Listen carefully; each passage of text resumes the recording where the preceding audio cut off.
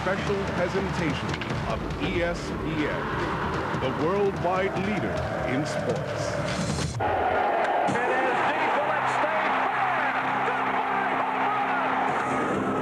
fair? Games 1 and 2 were played in some of the warmest weather in World Series memory, and those temperatures heated up the bats as both the Marlins and Indians rediscovered the swings that had disappeared en route to the World Series. Those bats caused pitchers' tempers to rise. The balmy conditions, though, are a thing of the past. The series leaves South Florida and heads north to Cleveland. For the Marlins and their fans, they'll have to sweat out a frosty reception from 47,000 at Jacobs Field. Game 3 is next.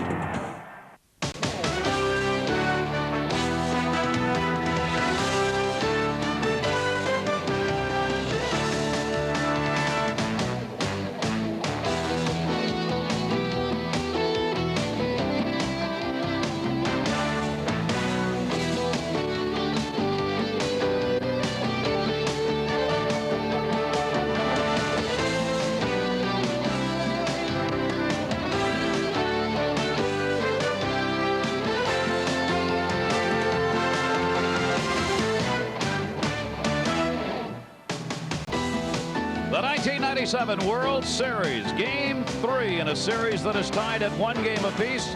Tonight from Cleveland, Ohio, and Jacobs Field, the Cleveland Indians, the American League champions, come home to take on the National League pennant-winning Florida Marlins. And indeed, this is not South Florida.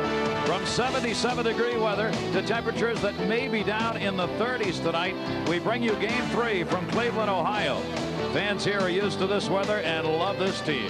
Hello, everybody. I'm Gary Thorne, along with Ken Singleton, and welcome.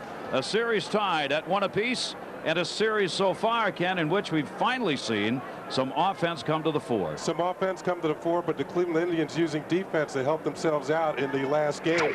Let's go to the 4th inning with the game tied at 1. Charles Johnson at the plate.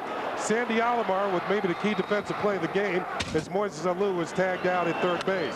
Then in the very next inning, the bats come alive for Cleveland. Marquis Grissom with a base hit that puts the Indians in the lead 2-1. That's Matt Williams scoring the run.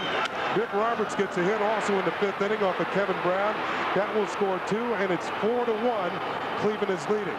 Then the coup de grace came in the 6th inning with Sandy Alomar at the plate. A 2-run home run, and that will put the Indians in front by a score of 6-1. The offense that had led this club all season to a pennant win now will try and help Charles Nagy. Chad O'Jay in the last game getting out of trouble. Double play ball started by Matt Williams.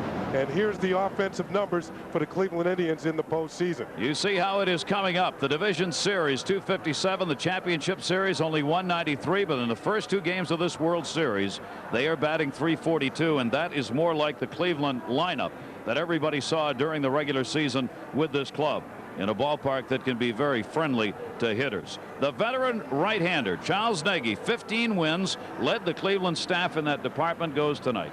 Well, he didn't get a win in Game 6 of the championship series against the Orioles, but he was very, very tough against Baltimore.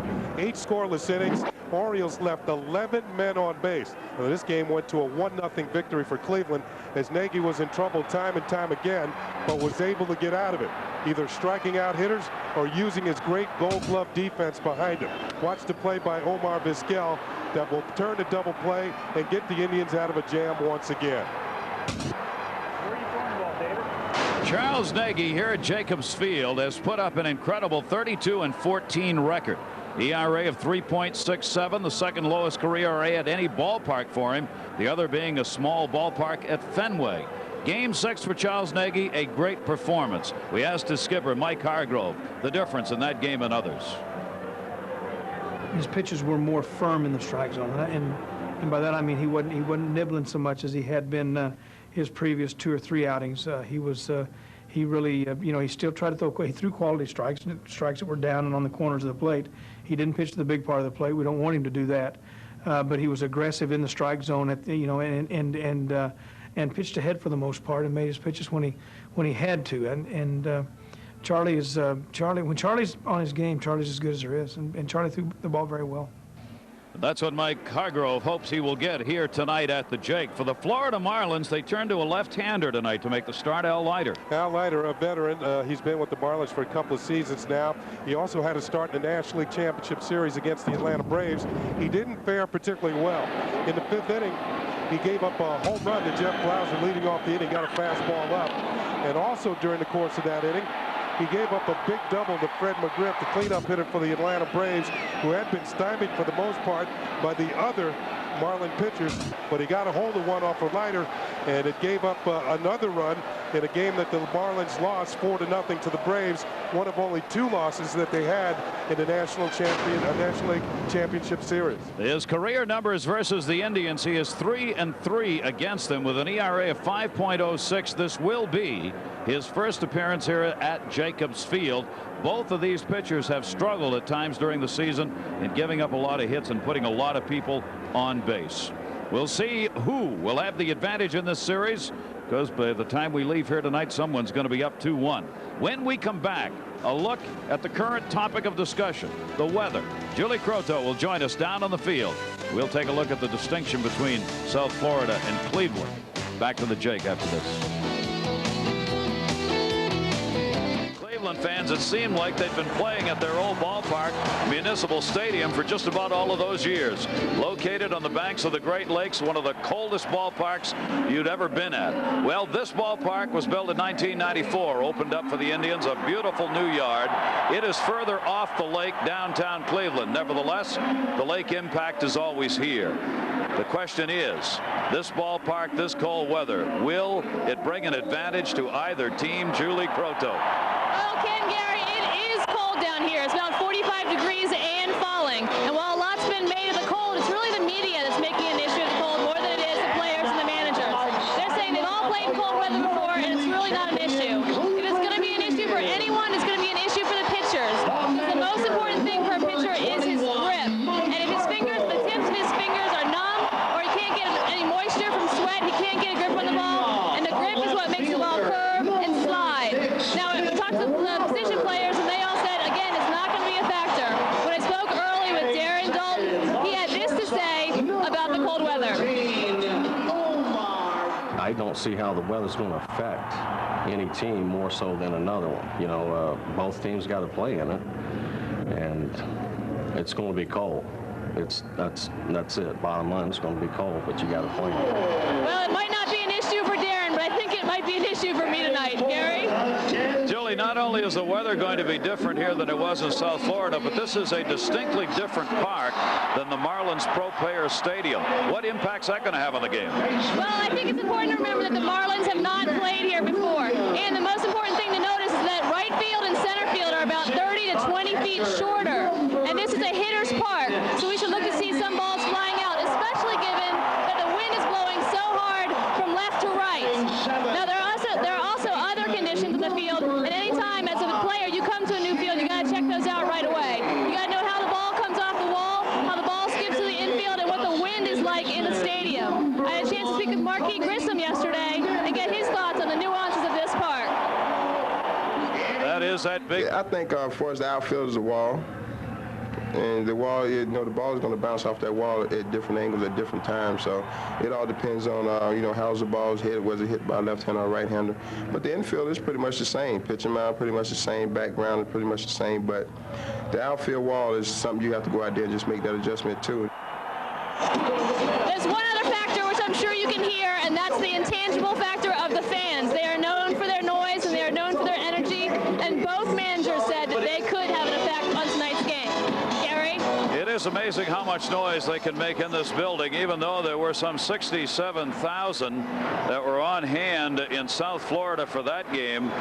The Cleveland fans and their team feel as though the noise will be even louder here. You'll see, for those who have not experienced the game here at the Jake, it starts right in the very first pitch of a ball game, and it'll continue on all the way through. They'll be on their feet cheering when there are 2 strikes on any Marlin and they want to get somebody out of there. They'll be roaring on every pitch that there's a base hit.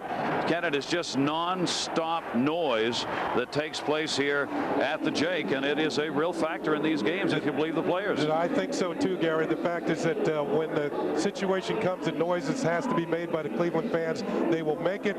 Even on radio, you can hear the effect of the fans, not only on TV.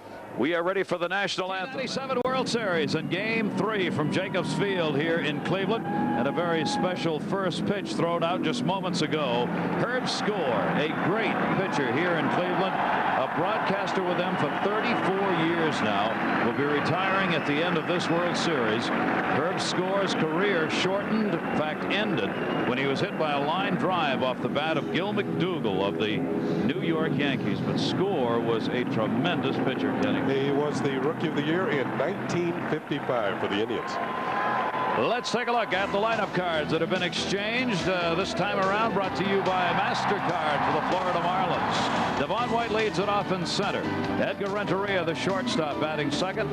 Gary Sheffield with all those walks in right field, third. Bobby Bonilla bats cleanup. Darren Dalton will be at first base tonight. In left field, Moises Alou. The designated hitter applies in the American League ballparks, so it'll be Jimmy Eisenreich as the designated hitter for the Marlins.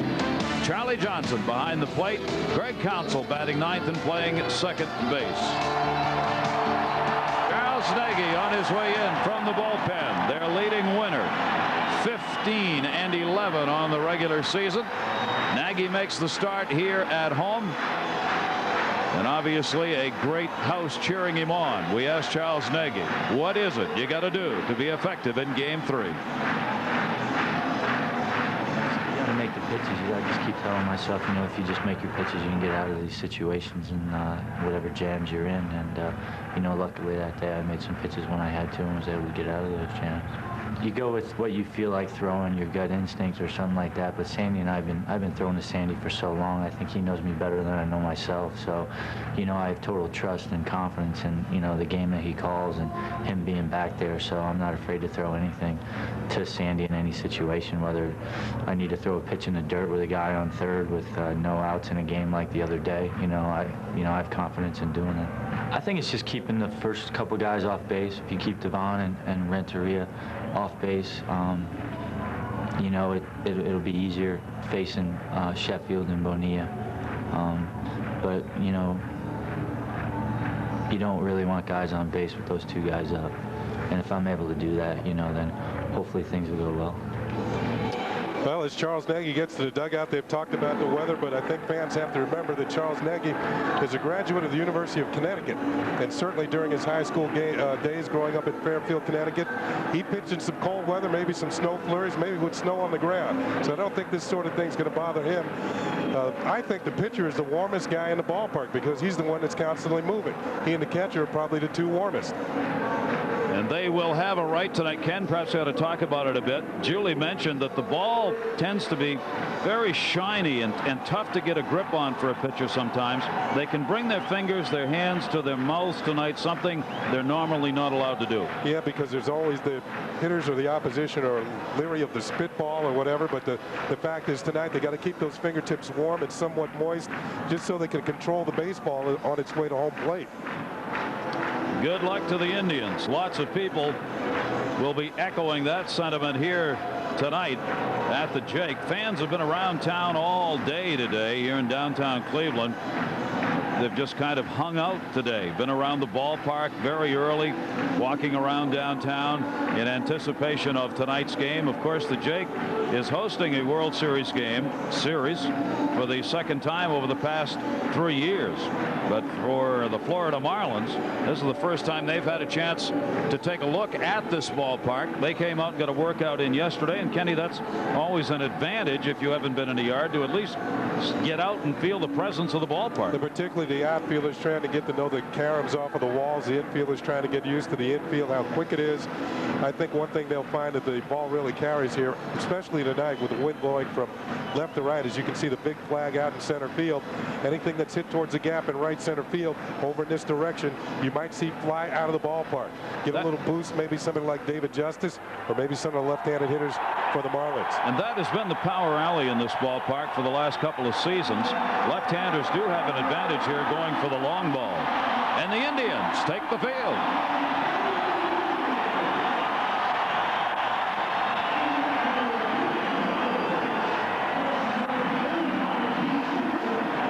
Cleveland did not have as big an advantage here at home as Florida did in their home record.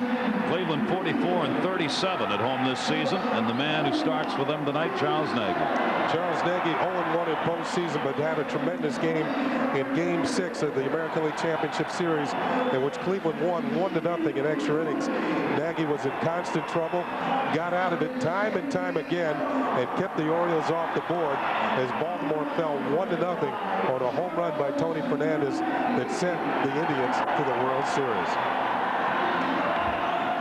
Nagy's on the mound, but here's the defense behind him tonight. Bill Roberts will move from second base to the outfield. Grissom and Ramirez round out the outfielders.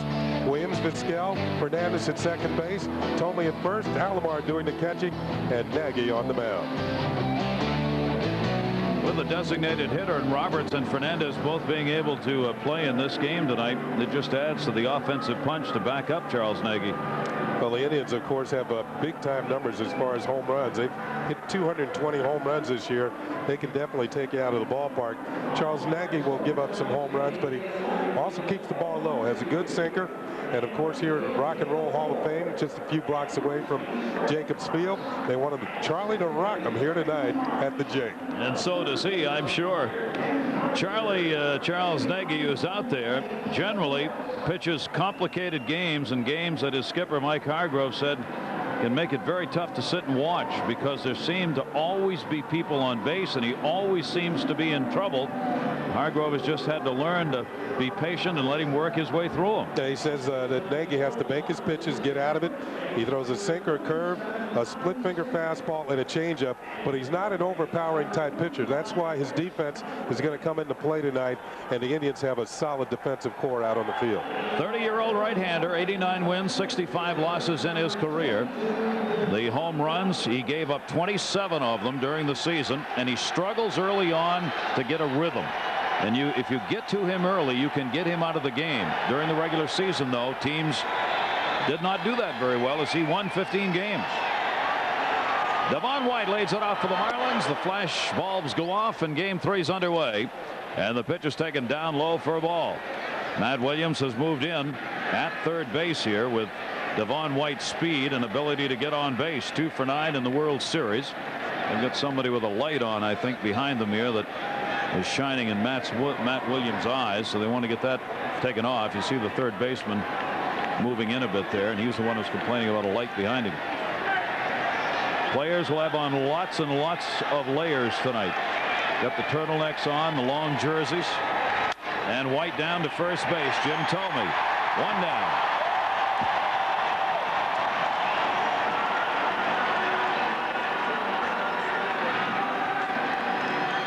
Umpiring crew for the World Series. Joe West tonight gets the plate.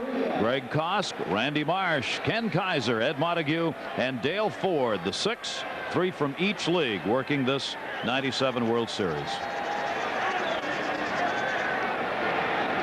1 down and nobody on, and Edgar Renzo, 2 for 8 so far in the World Series, and trying to bunt his way on, fouls it off.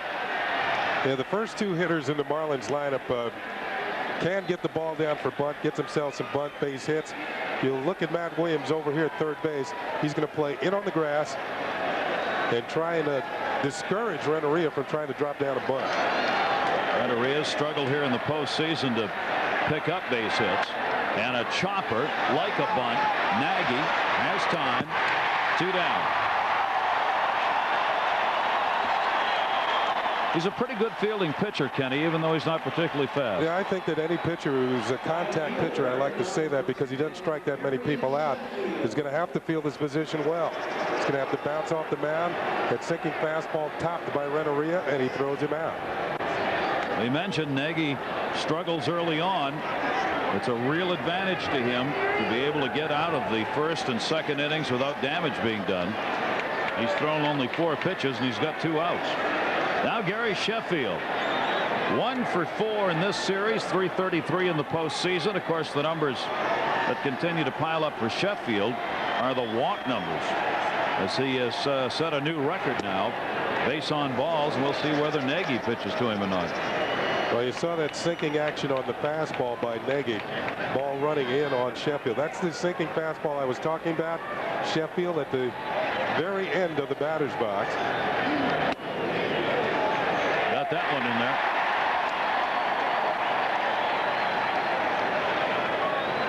There's the record. 15 walks in postseason all time. Single season record.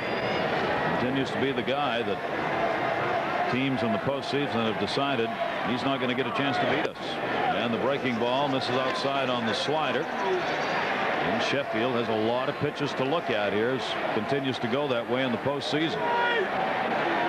2 ball, 1 strike count, 2 down, nobody on. They play him deep into pull. And he does. Deep to left field. Way back. Will the wind hold it up? It is gone. A home run. Gary Sheffield blasting one into the teeth of that wind in left field. And the Florida Marlins take a 1-0. Keep it in. That ball was really stung because that wind is blowing from left to right. So the home run puts Florida on top. A 2-run shot here in the first inning. And when he does get a chance to hit, Sheffield continues to do well in the postseason. Bobby Bonilla takes the strike, 1-1. Another look. And you can see it fly off into the night here at the Jacobs Field in Cleveland. Bonilla down to first, got jammed. Jim Thome will take it to the bag. Inning is over, but the Florida Marlins get to Nagy as Gary Sheffield with 2 down. Got one to drive. 1-0 Marlins. Beautiful baseball park filled to capacity tonight. For the Indians, Mike Hargrove, our MasterCard lineup. Bip Roberts leads it off in left field. Omar Vizquel, the shortstop. Matty Ramirez in right. David Justice is the designated hitter. He's been playing left. Williams will be at third base. Matt Williams. Sandy Alomar, the catcher. Jim Thome at first base. Tony Fernandez at second. Marquis Grissom will bat ninth in center field. There's a look at Al Leiter, who gets the start tonight. Veteran left-hander, 31 years old. He'll be 32 in a couple of days. And you look at his postseason record, 0-1. He pitched against Denny Nagel of the Atlanta Braves in the National League Championship Series. And he pitched on a night when Denny Nagel wasn't giving up any runs. And the Marlins lost that game by a score of 4-0. But Leiter has good stuff, good live arm, but sometimes his control will desert him. Defensively, Lou White and Sheffield in the outfield. Bonilla, Renteria, Council, Dalton getting the start at first base. Johnson catching, and Leiter on the mound. And his first pitch is taken for a ball by Bip Roberts. Roberts, the switch hitter. His numbers for the postseason: 3 for 7 here in the World Series. Bonilla's moved in at third, and you see him take a couple of pitches. They will do that with Al Leiter, who gave up the 4th most walks in the league this past season. A chopper. That's going to be trouble. Leiter makes a nice play and then drops it. He would have had him had he been able to hang on. Well, by not making the play, he puts a speedy runner aboard. You know, tough enough going down the mound and not really going down the backside of the mound and then dropping the ball. He had it, and it didn't look like he was going to make the play, but he couldn't get the ball out of his glove. And Bip Roberts will be safe. That's going to be an error on Al Leiter. One more look at it. Looked like he was going to make a spectacular play. That's like going down the stairs backwards on the backside of the mound, but he can't hold on to the ball. Now Bip Roberts, who has speed on at first base. Both managers came out aggressive in that last game, trying to make something happen. Leiter, the left-hander, gets the strike into Omar Vizquel, another switch hitter. Vizquel has faced Leiter a good deal in his career, gone 4 for 18 with 1 home run off him. Hit and run situation here potentially, maybe even a sacrifice bunt. He was swinging away and got jammed. Tough pitch, 0-2. Leiter has a good fastball. He also has a cut fastball that runs in on the hands of the right-handed hitters. He also throws a slider. Everything is hard. And when he's on around the strike zone, he can be very tough to hit. Roberts with the lead at first base. Jammed him again. Stays inside on all these pitches. So we mentioned the weather, how cold it is. Bobby Bonilla has a bad hamstring at third base. So sometimes you put pressure on him. It'll be difficult for him to make the quick plays like if Vizquel wanted to bunt. Although he has 2 strikes now, he probably won't. Roberts at first, not going. 0-2 delivery, jammed him, fouled off again. One other injury question may have been answered in that first inning, Ken. Gary Sheffield got hit on that wrist in that last game, and there was some issue of whether or not that would bother him. Didn't bother him when he hit that home run. Well, maybe he would have hit the ball further if it felt better. Either way, he'll take it. Everybody blowing into their hands to warm him up here. Vizquel waiting, tried to hit behind the runner and did. Greg Counsell will make the play. And Vizquel's retired. Roberts goes down to second base. And the Bees are buzzing. Even though Vizquel has gloves on, that had to hurt. Once again, Leiter keeping the ball in, as he usually does on right-handed hitters. He hits quite a few of them by trying to jam it. You see the inside-out swing, trying to get the good wood on it. He advances the runner, but Vizquel is thrown out. But the Indians have the tying run in scoring position. Roberts with good speed down at second base. And Manny Ramirez coming up. Ramirez, who had the 5th best average during the regular season in the American League and was tied for 7th in hits, has struggled here in the postseason. Only 1 for 8 in the World Series, and Leiter gets the strike into it. The Cleveland Indians were 22-19 against left-handed starters during the season. They put up some good numbers against left-handers by their hitters. Roberts off second base. And Leiter is really coming in on these pitches. No, did not go around, says Greg Kosk. It was more the turn of the body than the actual swing of the bat by Ramirez as he tries to get out of the way as well. Yep, he does hold up. That's always a tricky call for an umpire. Ramirez, a .350 hitter off left-handers during the regular season with 6 of his 26 home runs. And Ramirez takes a cut at the fastball and misses. 1 ball, 2 strikes. Well, you see the pitcher blowing on his hands. The hitters are very much aware of the pitch on the inside half of the plate. They know they have to get the good wood on the ball or else they're going to hurt their hands. And I think pitchers can be effective away after showing pitches inside. Leiter throwing at 96 miles an hour. 1-2 delivery on the way, and that one came in on the fist. Ken, we were talking about this for the game. I mean, in your years of baseball, you've played in some cold days, and you said you get one of those on the inside that just buzzes your whole hand, it can affect your whole day. Yeah, it'll affect the rest of your at-bats. You're constantly looking for the pitch inside, your hands hurt. Yeah, I played in the World Series in 1979, which they say was the coldest World Series ever, and I kind of agree with them. Ramirez. A grounder towards the hole. It'll be cut off Bonilla. He'll make the running throw and he'll get the out. Ramirez retired on the ground ball out, and Biff Roberts had to hold at second base. Another slow chopper.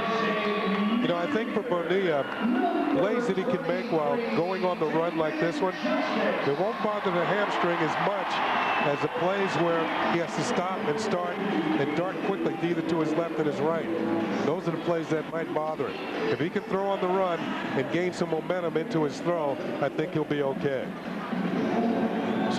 Certainly better than my voice tonight. Yeah, well, both of us are struggling a bit here, going from 77 to down into the 30s. The Mother Nature's left us with a couple of viruses, I think, here. David Justice is having a great postseason. I mean, a great season.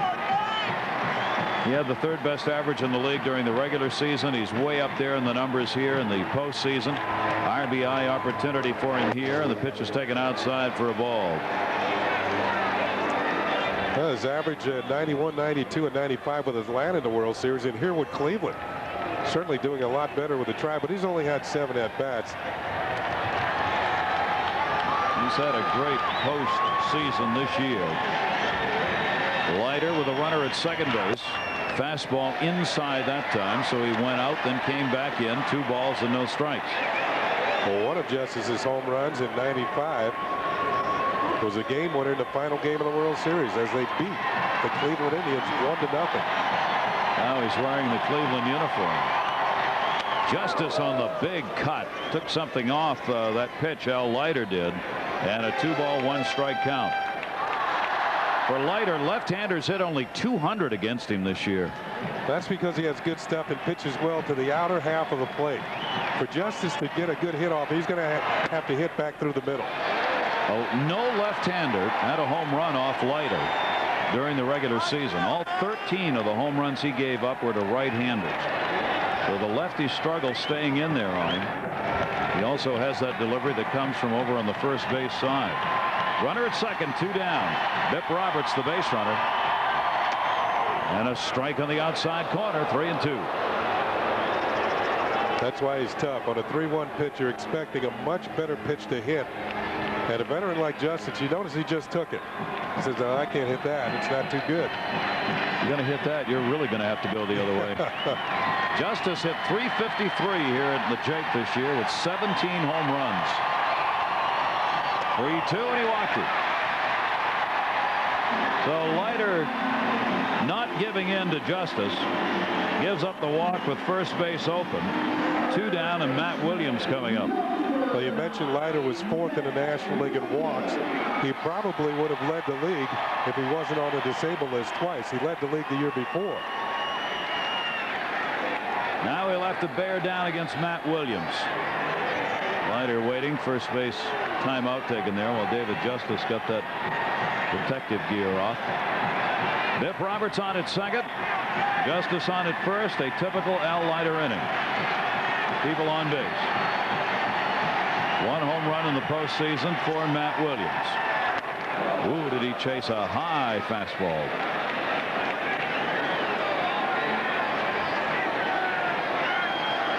Hot water bottles are around for players. They'll stick them inside the jackets, sit on them, put their hands around them. Might drink out of it. Might drink out of them. Warm. Williams with 2 away, and the pitch is inside to him. 1 ball, 1 strike.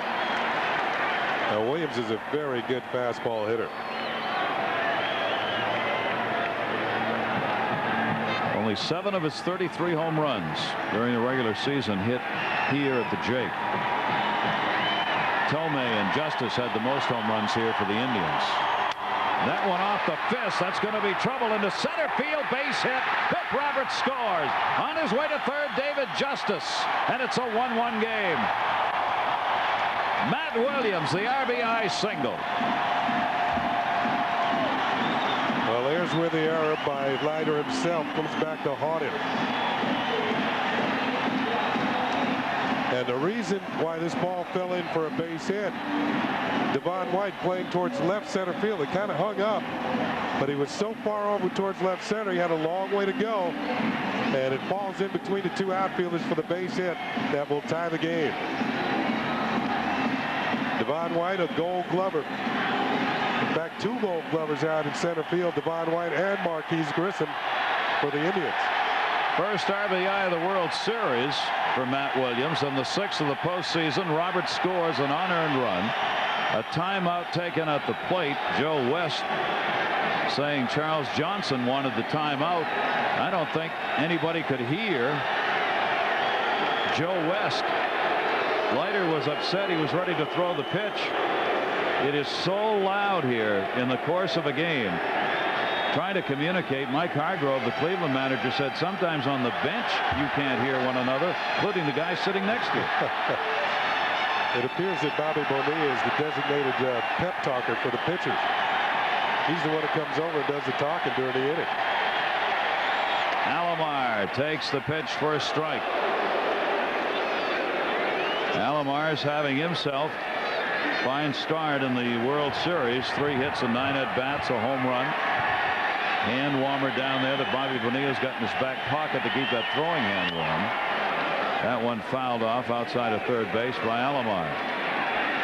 So they've tied the ball game up 1-1 here in the first inning. Each team with a run on a hit. The Marlins run is earned. The Sheffield homer. The Cleveland run is unearned. They both count the same. Outfield is deep. Justice at third with his lead.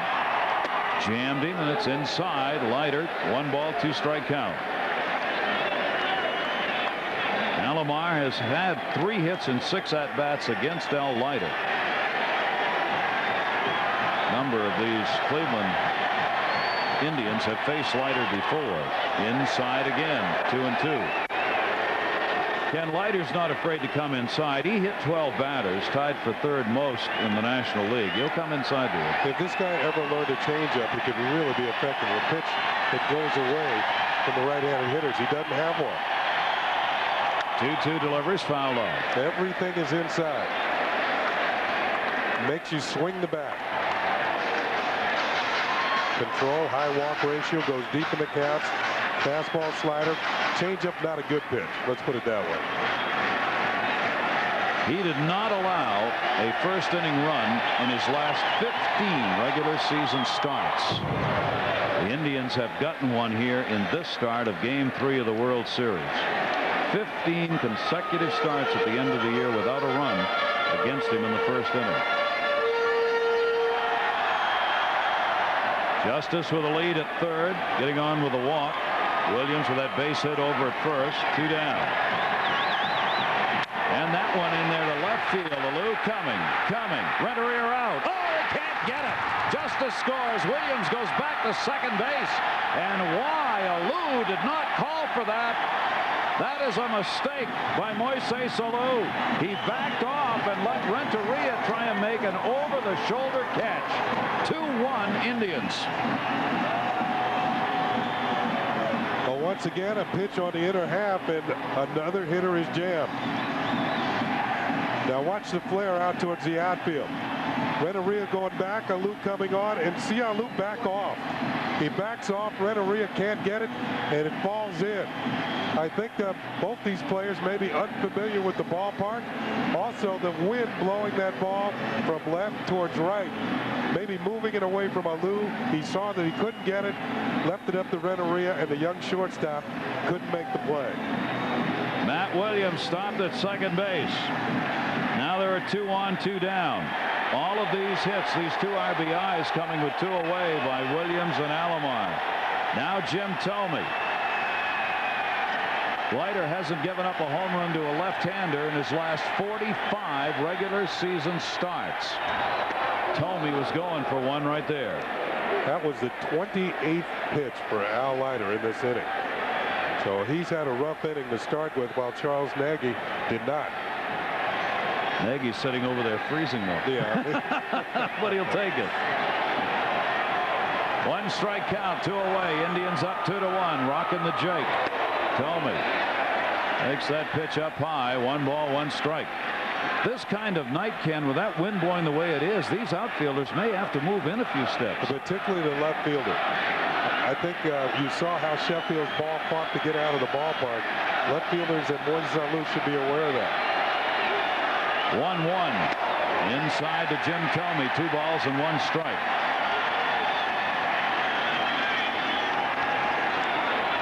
That's Charlie Manuel, the hitting instructor, talking over with Mike Hargrove, and he'd like to see at least 1 more hit this inning. And it looks like Charlie wants to get up there himself.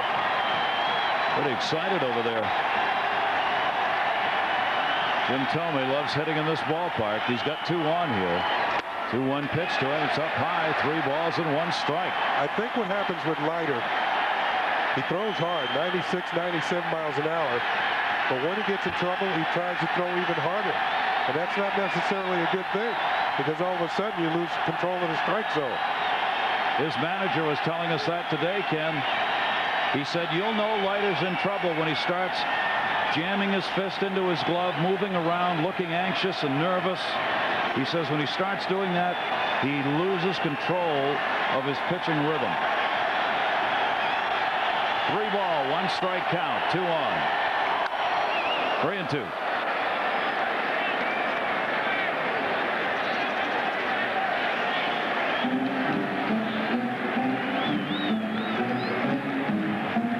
Big inning for the Indians already with 2 runs in. During the regular season, as you can see, the Indians, a veteran-type ball club. Jim Thome takes a lot of pitches. He walked well over 100 times. He also struck out over 100. Either way, you got to see some pitches at the plate. Jim Thome, strike 3 call on the outside corner. He thought he had a walk, a good pitch by Leiter. And the inning is over, but the Indians do what teams in the last 15 regular season games against Leiter couldn't do. They got runs, 2 of them in the first. From Cleveland, Ohio, tonight's presentation of the 1997 World Series is being brought to you by MasterCard, the future of money, and by Pepsi, Generation Next. Really a beautiful evening here, if you don't mind being a little chilled. A little rain this afternoon. The teams did not get batting practice in nor fielding practice. It rained about 5 o'clock, had a shower, and they kept the tarp out on the field. Darren Dalton leads it off here. See if Nagy's long layoff affects his performance here in the second inning. Well, the fans thought that pitch was a strike. They wanted it. All 47,000 umpires here. Yep. Darren Dalton working at first base tonight, takes it for a strike. 1 for 3 so far in the World Series for Dalton. Not a seat to be had. Even Jimmy Leyland, the skipper of the Marlins, had trouble. That one ripped down the line by Dalton, and it's going to be hauled in by Ramirez. He got a hold of that, but Ramirez, perfectly positioned, hauled it in rather easily. Advanced scouting. Alerting the players where to play in the field with certain hitters at the plate. Ramirez kind of nonchalanted this ball and made it look easy. No big deal. No, not at all. You know, if there's a wink leak in the outfield, it's him. He just wanted to show him there was no problem out there on that play. Darren Dalton retired, 1 down. Moises Alou coming up. Seems to have his bat going, even though he's hitting 194 in the postseason with just 1 home run. He's 3 for 7 with that home run here in the first 2 games of the World Series. 1 down, base is empty, and Nagy's breaking ball misses, ball 1. You saw him start Alou out with a curveball.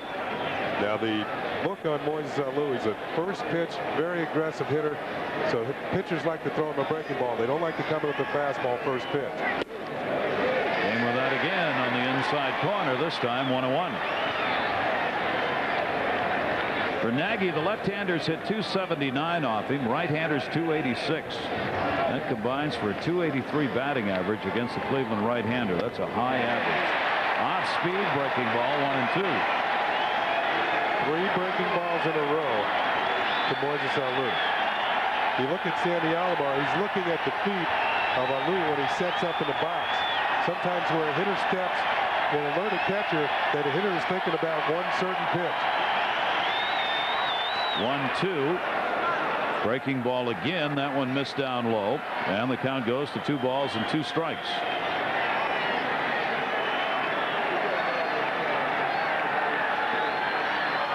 See where he's positioning himself here with that very unusual closed stance, bent knees. 2-2 delivery to him. Strike 3 called. 2 down. Nagy's first K.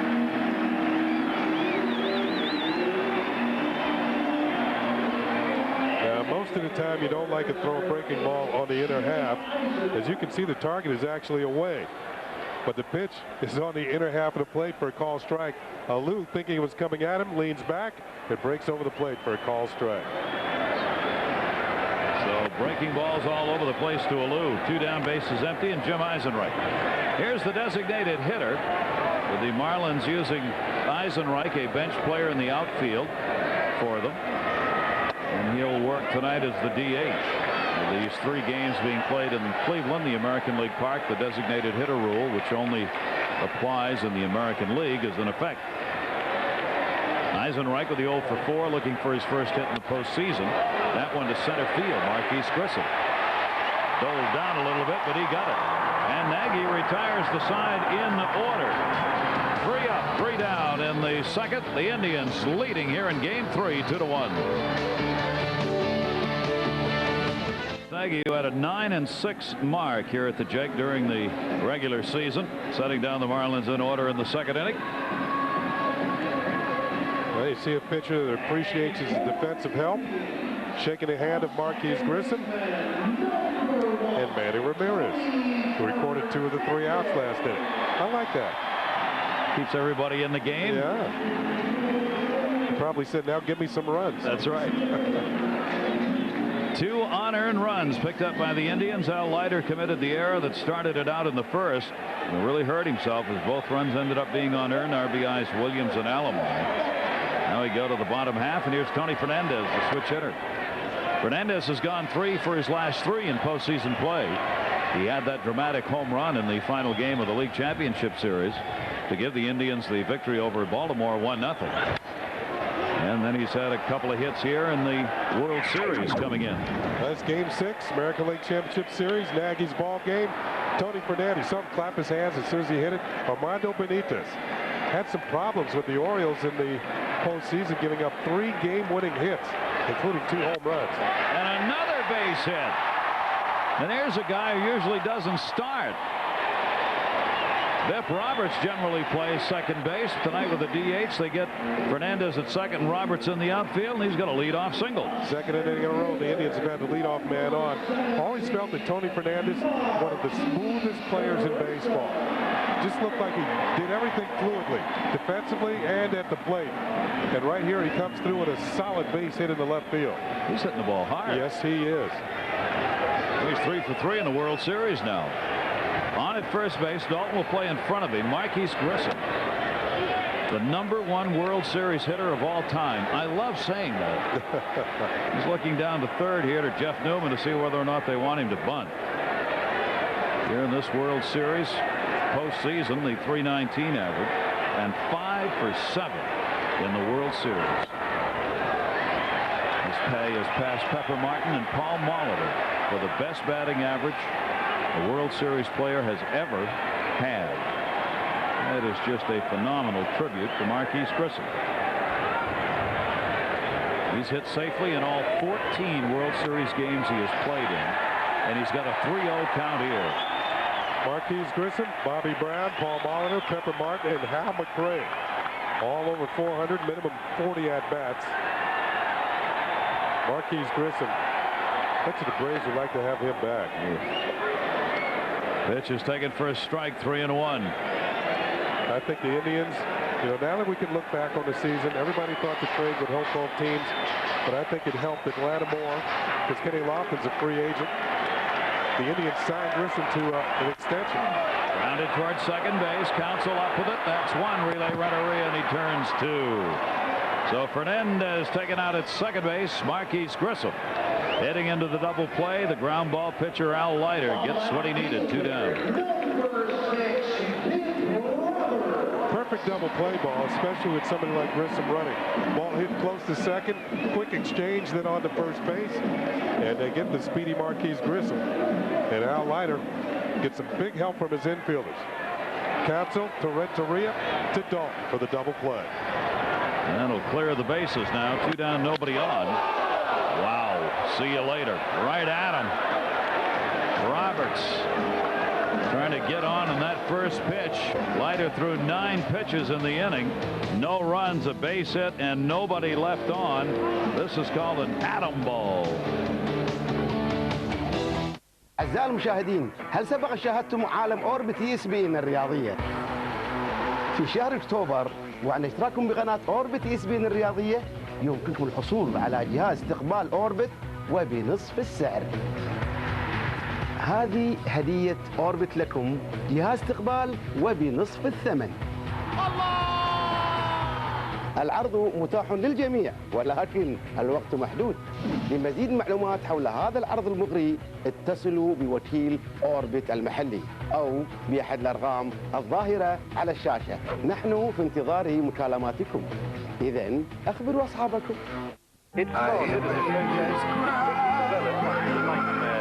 I watch them grow. They learn much more. I live and I think to myself, what a wonderful environmental catastrophe.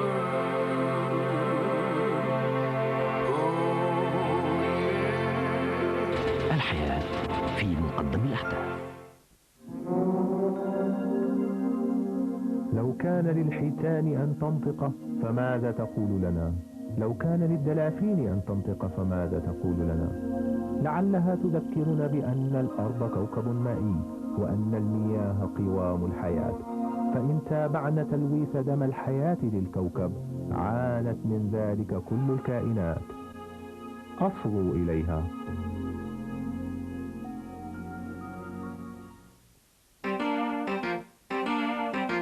تأتيكم قناة أوربت ESPN بأروع المباريات وأكثرها إثارة من الدوري الهولندي لكرة القدم.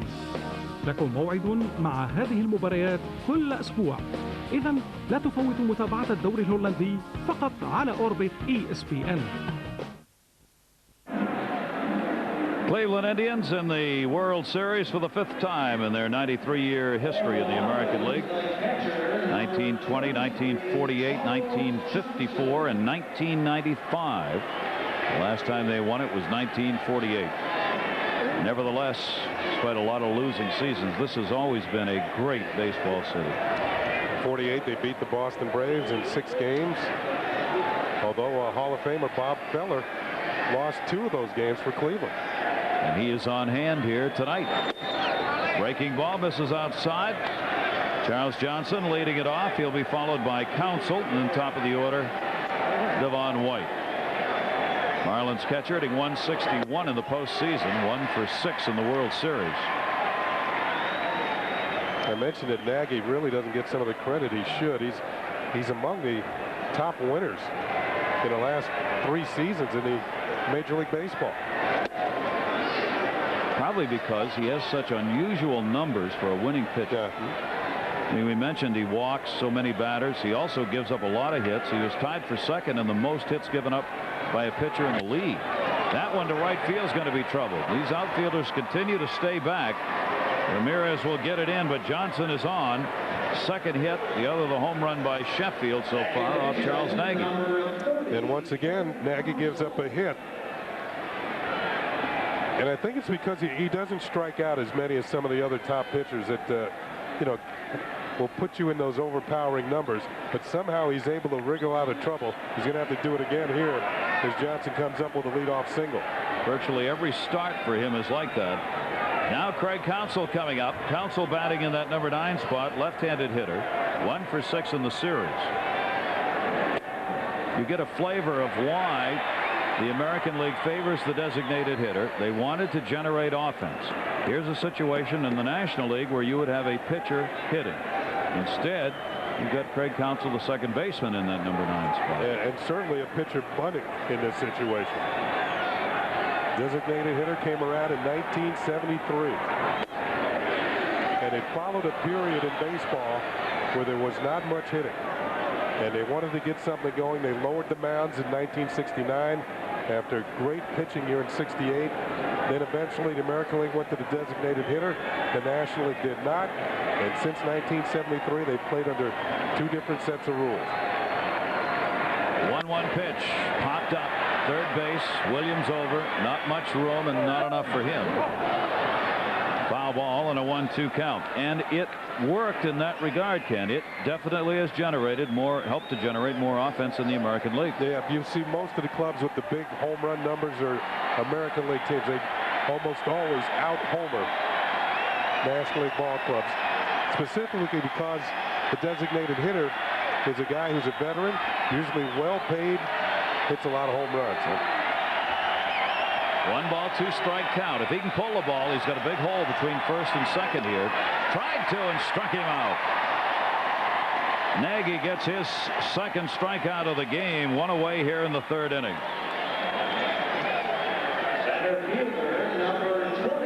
You mentioned that Counsell looking for a pitch he can pull, and there's a good changeup. Oh, well out in front, swings right through it.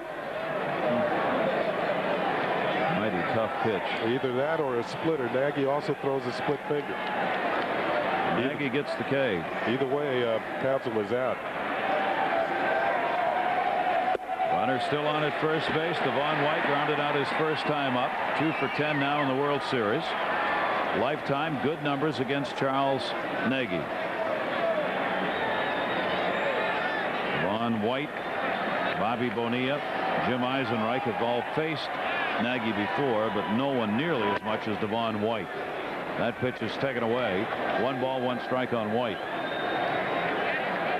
He too's looking down to third to see what might be on here. The runner Johnson at first base, left-handed hitter, continues to have that huge hole between first and second if he could get around on the ball, with Tomei holding the runner. Missed down low, 2-1. The pitchers that have the big win total since '94, Mike Mussina, Greg Maddux, tied with 69 wins. Then you have Pat Henkin, Charles Nagy, and Tom Glavine with 58. All of those pitchers made postseason with the exception of Henkin. Pretty elite company there. But you're right. If most fans would not put Nagy in that category if just asked to name pitchers over the last 4 years who are up there in wins. 30 years old.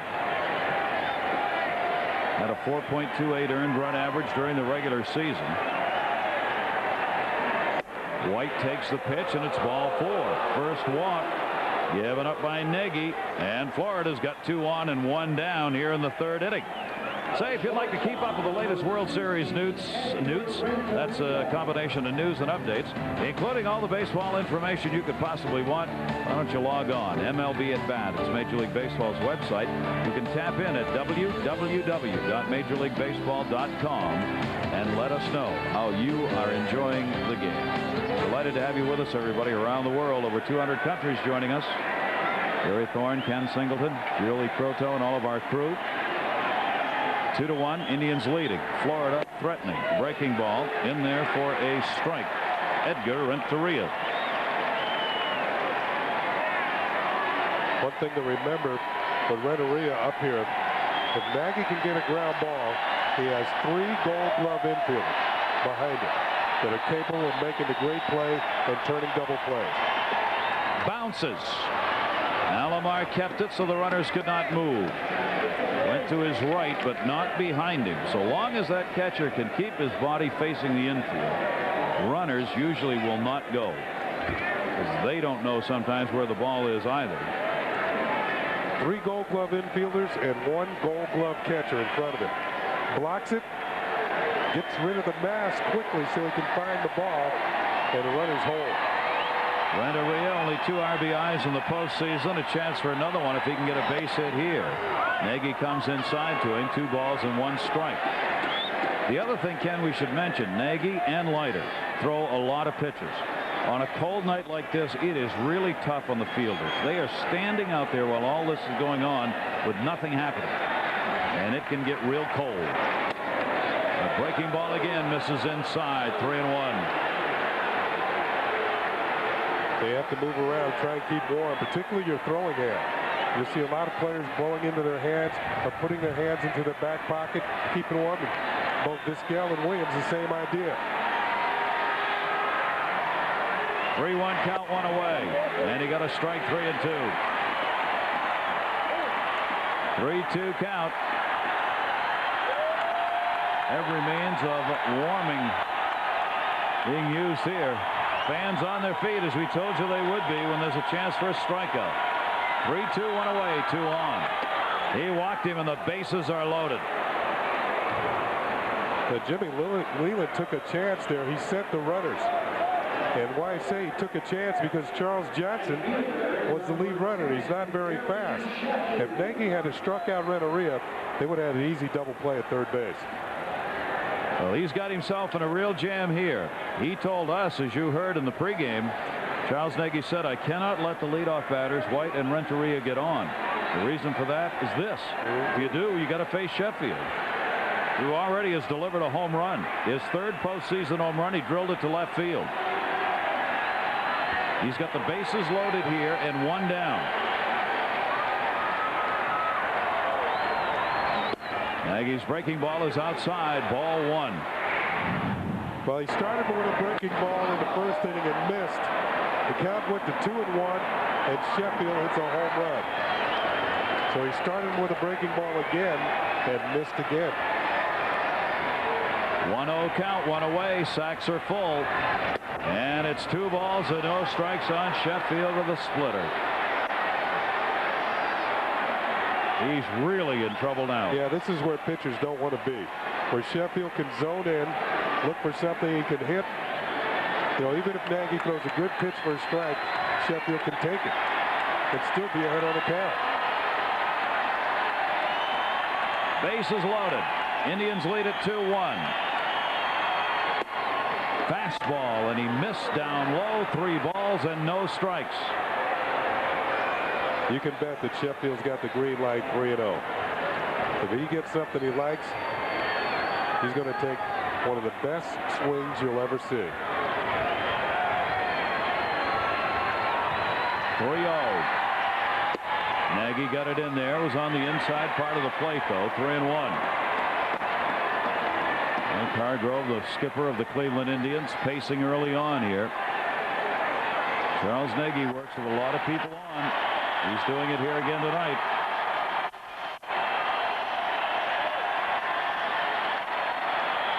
Three-one count, 1 away. Johnson at third, White at second, Renteria at first. Real good speed on the base paths at second and first. Base hit, and they will be flying. Only 1 down, infield looking for that ground ball to get 2. And ball 4, he walks in a run. And Gary Sheffield has now walked in each of 12 games played. And that one is good enough for an RBI and ties this game up at 2. Well, Sheffield has complained he hasn't gotten many.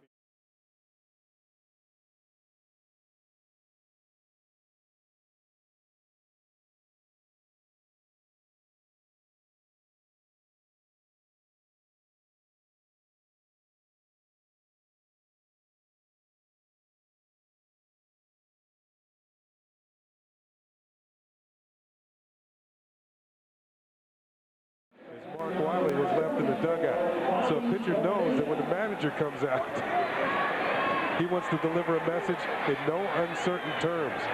And that's 3 consecutive walks surrendered by Nagy. The bases remain loaded, still 1 away, and the cleanup batter, Bobby Bonilla, grounded out his first time up. And Bonilla chopper down to first, foul. He has now thrown 25 pitches in this inning. 15 of the 25 have not been strikes. That's not good. He's handing it right back to the Marlins. Marlins have their cleanup hitter up. You know, one thing about a pitcher who's been walking so many batters, he is likely to throw a pitch right down the middle. And if you're a hitter following 3 straight walks, you got to look for something really good to hit. Bobby Bonilla, bases loaded. Got one to hit towards first. Jim Thome, 1. Relay throw, Vizquel. Great coverage at first base to get the out.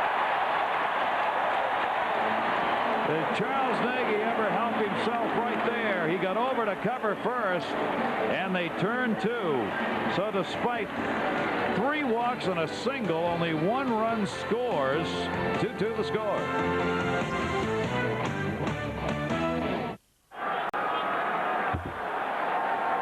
Well, a big double play. Charles Nagy helping himself to get out of that inning. 1 run, a hit, and 2 left on. The 7th time a pitcher has walked 3 consecutive batters in a World Series game. Nagy did it in the 3rd inning, walking 3 in a row and still got out of it. 2-2 the score, though. And Al Leiter goes back to work. Omar Vizquel batting in the number 2 spot, grounded out. Ramirez and Justice will follow. Vizquel 2 for 9 now here in the World Series. And he takes the pitch up high. And these 2 pitchers are pitching just the way they always do. Out of the strike zone, guys on base, lots of hits, but not many runs. Inside, 3-0. They seem to be able to stop traffic at the right time. Wish we had their fielders mic'd and could listen to what their minds are saying. Guys behind them got to be going crazy. Just standing there watching him throw the ball. 3-1. And a strike in the inside corner. Vizquel better come back. 3-2. Now, it's interesting the way that Mike Hargrove has his lineup set up. As we look at this last pitch, he has the power spot, certainly. Playable center field. Hauled in by Devon White, and Vizquel's retired. One down. Let's go back to the end of last inning. And it was Charles Nagy getting himself out of a major jam. Walked 3 guys, gave up a hit. One thing he did was come off the mound quickly in this direction. And he helped himself out by being able to cover first base. Jim Thome is going to have to field the ball, which takes him out of being able to cover first.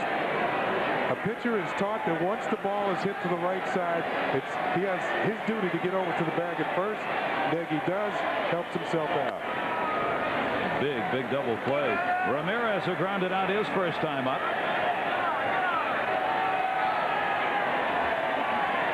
He's now 7 for 15 lifetime against Leiter with a home run down to third. Bobble by Bonilla, and I guarantee you that's the cold weather.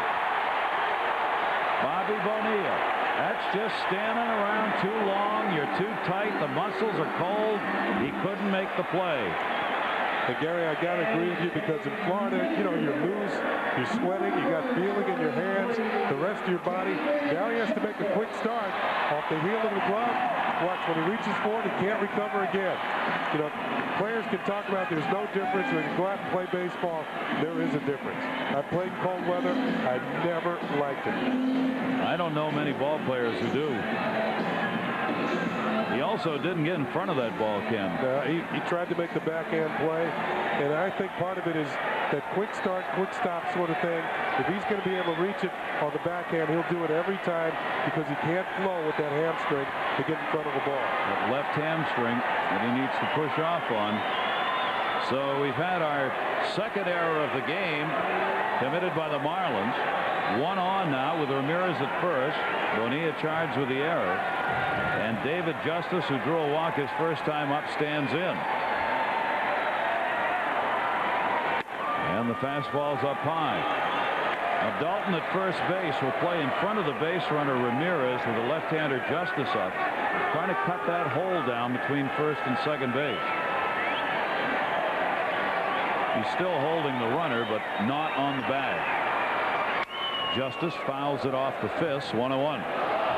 Gary, when you look back at the first inning against Leiter, one of the key at-bats was David Justice. He drew a walk with 2 outs. And the reason why I say it was key, because 2 right-handed hitters followed against Leiter, and they both got hits to put the Indians 2 runs on the board. Oh, those walks. 1-1, drilled in the air to right field. The wind is blowing that way. Is it blowing hard enough? No. In front of the 375 sign, Sheffield hauls it in. Now that ball wasn't hit nearly as hard as a couple of others we've had in this game, but that wind picked that up. Sheffield stopped and then started again. I don't think Justice hit it as well as he could have. He didn't. Well, the ringing sound of the bat, I think it got him up on the bat just a little bit, just inside. Now he's thinking the wind might help him here. But 375, that's just a little bit too much to ask from Mother Nature. She's trying tonight to help left-handed hitters. Here's Matt Williams, runner at first, 2 down now. Williams had an RBI single. He's now 4 for 10 here in the World Series. So he's starting to put some numbers back up there on the board. RBI, 260 overall in the postseason. Outfielders continue to play these power hitters deep. Ramirez on at first base. Way outside. Leiter evens it up 1-1. Now Leiter should be used to the cold weather. He beat the Cubs at Wrigley Field back in April on the 8th. And the game time temperature was 29 degrees. The second lowest game time temperature of any played in the majors this year. He went 6 innings, gave up 3 runs in that game. He's got to think this is downright balmy at 45 at game night. Yeah, on that particular day, the wind chill factor was 1 degree. Oh, mercy. And in fact, the White Sox are scheduled to play that night in Chicago and canceled their game. Manager Cito Gaston of the Toronto Blue Jays said, we're not going to play. It's too cold. Not taking my team out there. Matt Williams waiting here. 1-1 count with Ramirez at first base. Leiter stepping off a couple of times. Leiter's very tough to run on. He has a good move. Holds runners well. Towards the hole. Renteria. Fine play. Gets it to Counsell. They get Ramirez on the forced play. No runs, no hits, an error. And a base runner left on. Here at the Jake in Cleveland. Game 3 tied at 2-2.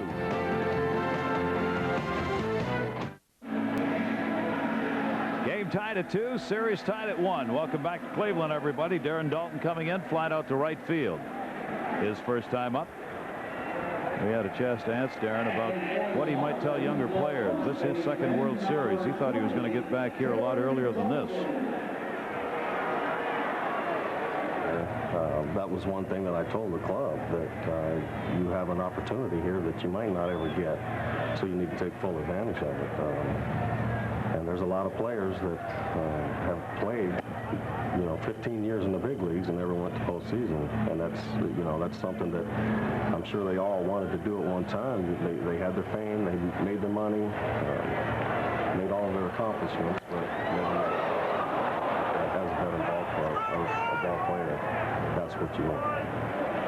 Kenny, you can relate to that. Yeah, he mentioned 15 years. I played 15 and got to the World Series twice. The first time we lost it, and it took us a few years to get back. We lost in '79, but we won in '83. And that one drilled deep to center field. It is way back. Darren Dalton, goodbye home run. He will savor that baby. Dalton with a homer. First of the World Series for Darren Dalton, and it is a go-ahead RBI as the Marlins take a 3-2 lead. Charles Nagy susceptible to the home runs. And he hung a breaking ball with Darren Dalton. That's why the Marlins got Darren Dalton. Made the deal in July. Get a home run in October. Wow. And the long ball. 2 off Nagy in this game. 27 off him during the regular season. Let's look at Nagy's reaction to the home run. He knows it's hit too well. Chop foul by Alou. Looked like an off-speed breaking ball. So Sheffield has had the solo homer, his third of this postseason. Dalton gets one here in the 4th inning, his first of the postseason.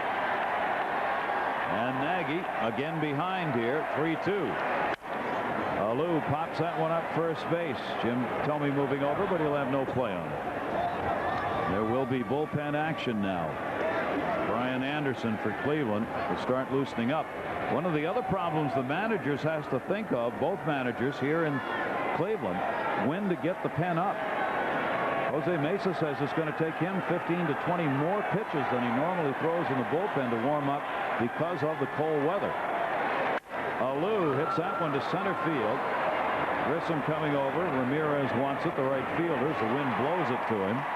And Alou's retired. 0 for 2 for Alou.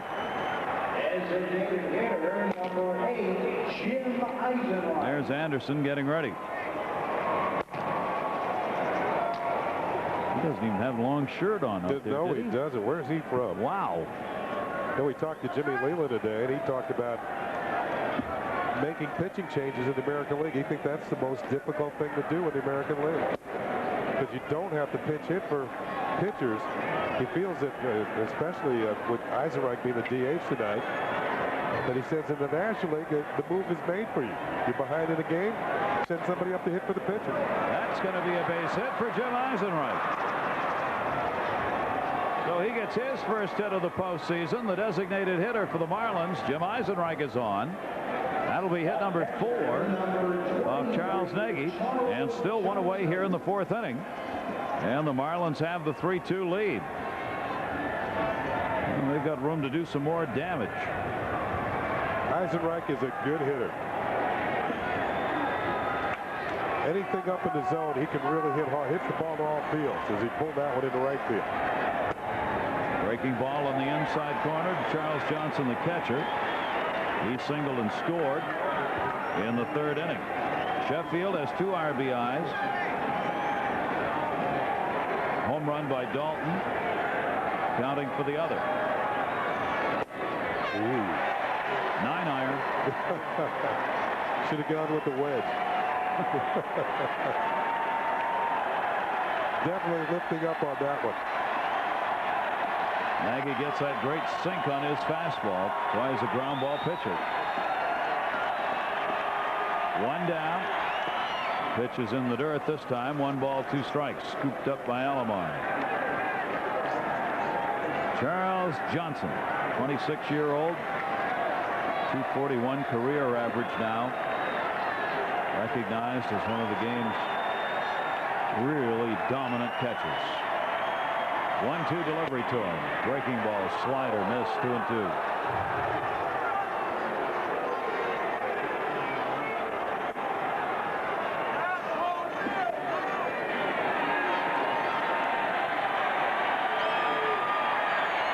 Hargrove, the decision on Nagy. That's what he's thinking about. Chopped to short. Nagy may take care of that himself. Cut off by Williams. There's one relay to first. Will not be in time. Johnson wasn't exactly firing down the line. Good play by Matt Williams to cut that off. 2 away. Runner on at first base.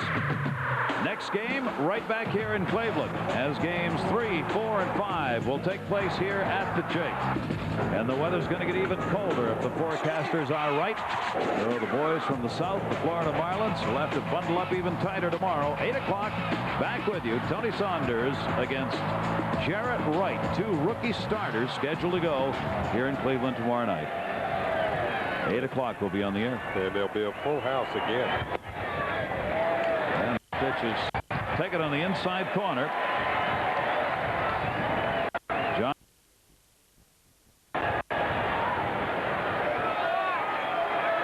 Greg Count struck out his first time up.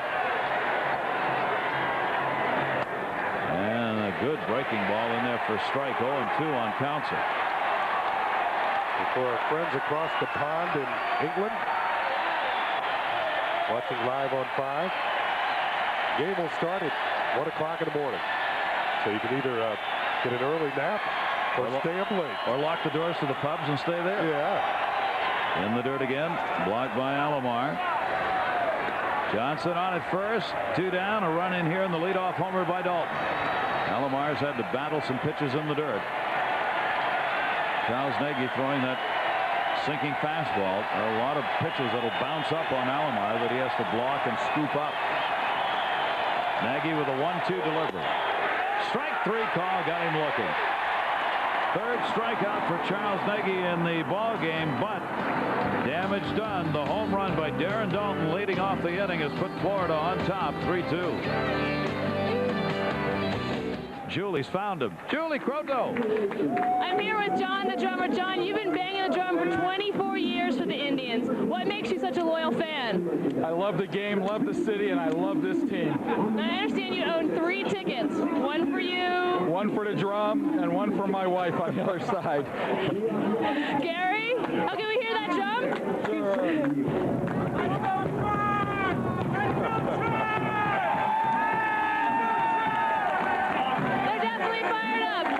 That has been a constant in Cleveland for all those years. John Adams. I can remember John over at Municipal Stadium when he was easier to spot. He was out there by himself in the bleachers. That's a loyal fan. Yes, he is. There's Charles Nagy, who finds himself behind here, giving up 3 runs on 4 hits. Now Al Leiter goes back to work, and the pitch is outside. Sandy Alomar leading it off, a single and an RBI in the 1st inning. That was back in the days when they would get Indian fever and it'd last all of about a weekend. And then they'd lose about 10 in a row, be in last place for the rest of the year in a ballpark that seated 80-something thousand on the lake, and they'd be 3,000 to 4,000. It was sad, but certainly this city has turned around. I mentioned in the 10 years that I played in Cleveland at the old ballpark, in one day here, coming here this summer, I saw more people wearing Indian hats than I saw in the 10 years that I came in here with the Baltimore Orioles. They were just waiting. Yeah. I mean, they've never lost their love for the tribe. They're just waiting to have a good ball club, something to cheer about. And all those 100 lost seasons weren't those years. 2-1, foul back by Alomar. How about this guy? He played in the All-Star game here. The All-Star game was played here this year. He's the only player in Major League history to homer in his home park in both an All-Star game and a postseason game.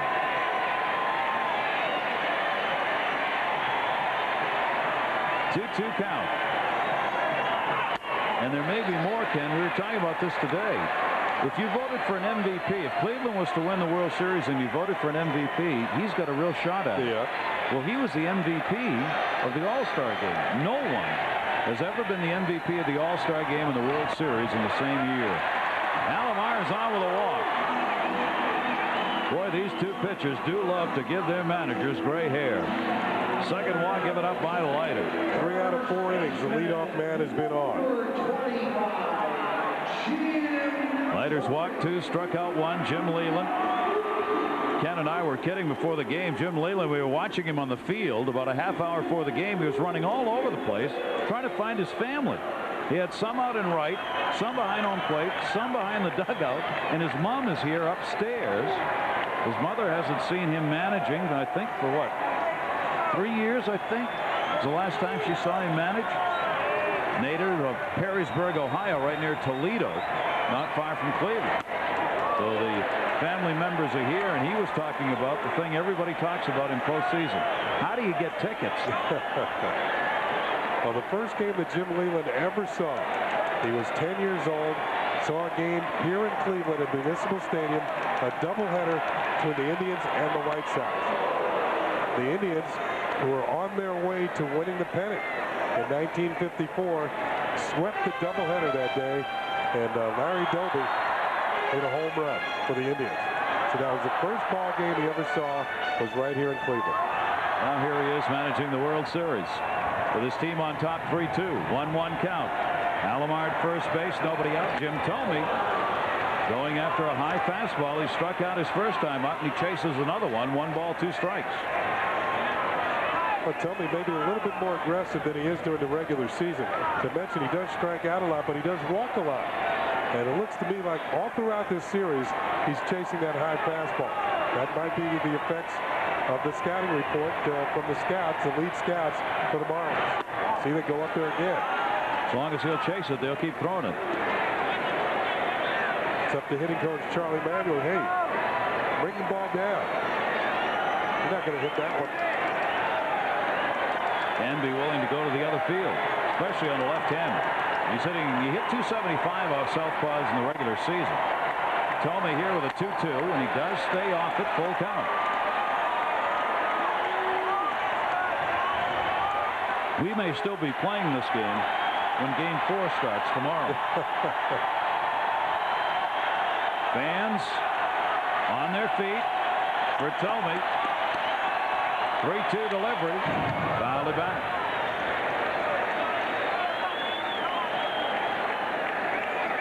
Leiter has now thrown 70 pitches in this game, and we are only in the 4th inning with nobody out. So effectively, he's only pitched 3 innings. Yeah. And that should be about 7 innings worth of pitches. 3-2 again. Thome's on with a walk. What a struggle. Leiter walks the first 2 this inning. Nagy walked 3 in a row in the 3rd inning. Here's the sequence. Up high, ball 1. Swing and a miss. Everything is upstairs.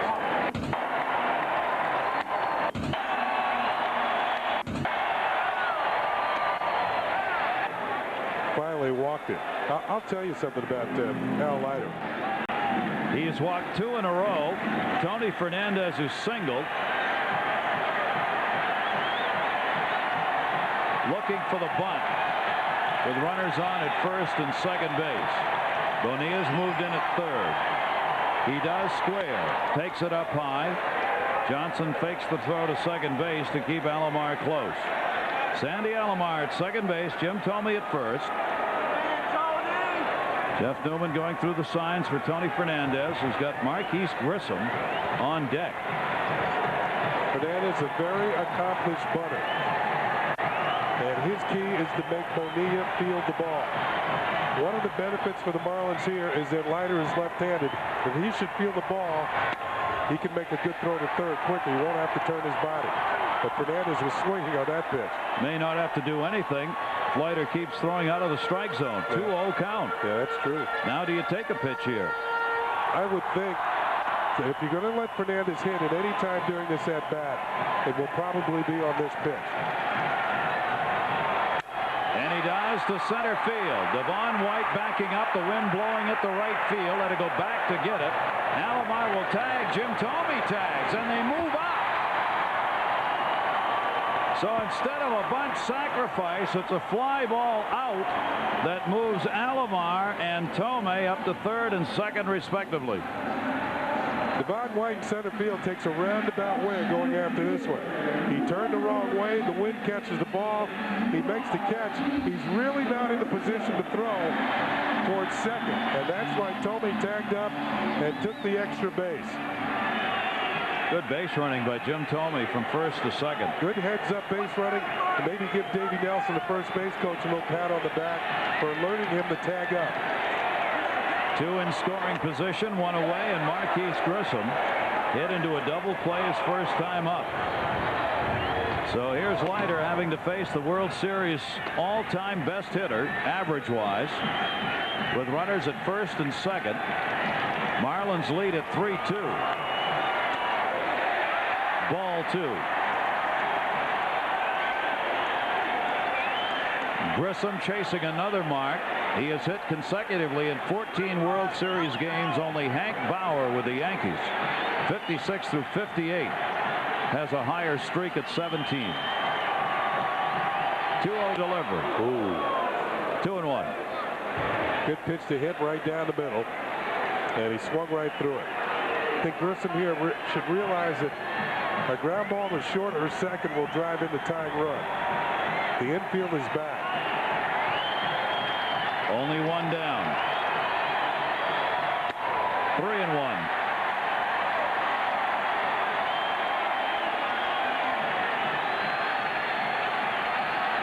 Both bullpens now have been active. Antonio Alfonseca, right-hander. Felix Heredia, left-hander. Fans are up at the Jake. 3-1 count, 1 away. Inside out, fouls it off, and the count goes full.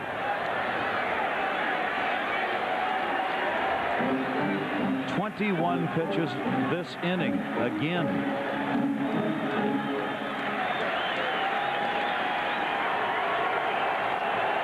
Marquis Grissom, one of those who stated emphatically, "I don't like playing in the cold." He's from Georgia. 3-2 delivery. Bases are loaded. The third walk in the last 4 batters for Al Leiter. And both managers have kind of had to sit there and take it tonight, huh? Nagy walked 3 in a row. Leiter has walked 3 out of 4. Hargrove and Jimmy Leland, their skippers, just here we go again. Nothing they can do about it. Now Bip Roberts, bases loaded, 1 away. That almost hit him.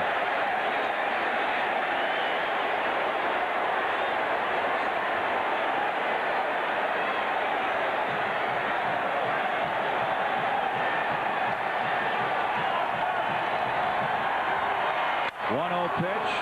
There'll be no play on this. Back into the seats. Bip Roberts, 290 with runners in scoring position during the season, and one of 4 Cleveland Indians to hit over 300 at home.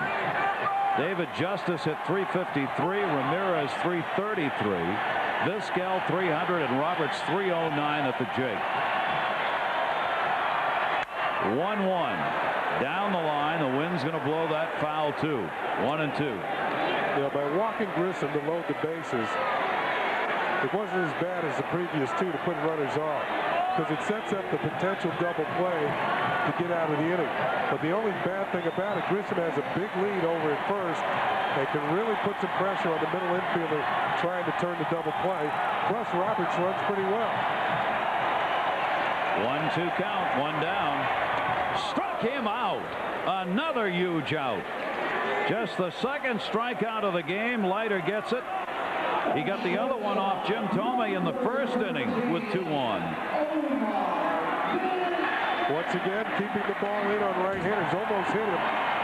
Pitch fouled off and up in the zone. Same thing. Slider down and in. Boy, that really came in on the hands. Pip Roberts couldn't handle it. Roberts struck out only 67 times during the regular season. He's not an easy strikeout. Now there are 2 down. Check swing. Did he go?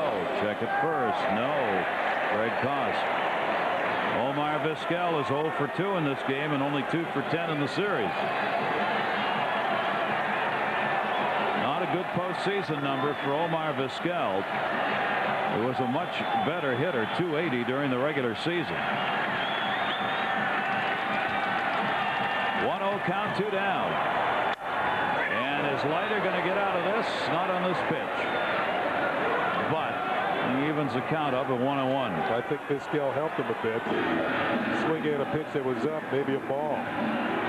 Remember, Leiter's control has been suspect not only this inning, but throughout the year. He could just as soon walk a run in.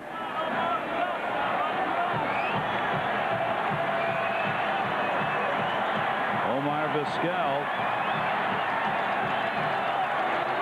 1-1 count on him. Bases loaded inside. 2-1. Tell you what shows how Vizquel is struggling. Vizquel has struck out 13 times in the postseason in 51 at-bats. During the regular season, he was the 5th most difficult player in the league to strike out. 2-1 pitch. Ooh, was that close? 3-1. You see what happens, though, when a pitcher struggles with his control. Umpires are less apt to give you the close pitch because you haven't been around the strike zone. And that's why he didn't get the call. Plus the fact Charles Johnson brought the glove up, trying to sell the pitch as a strike. Right in there with that one. And so it comes to this. 3 ball, 2 strike count, 2 down, bases loaded. Marlins lead it 3-2 here in the 4th inning. Runners will be going, and it's foul back. The 4th 3-2 count he has had in this inning.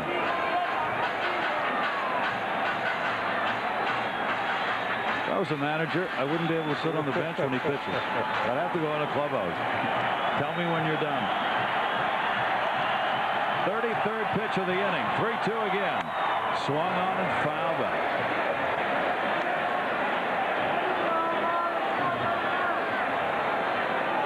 See what a pitcher does here. Just throws the ball for the middle of the plate and hopes for the best. This is not a situation where you go for the corners. You do go for the coffee. Yeah. 3-2 again. 3rd time now in this 3-2. Leiter to Vizquel. And he walks in a run. 4 walks in 1 inning. And the game is tied at 3. Well, it certainly hasn't been pretty for either manager to watch tonight.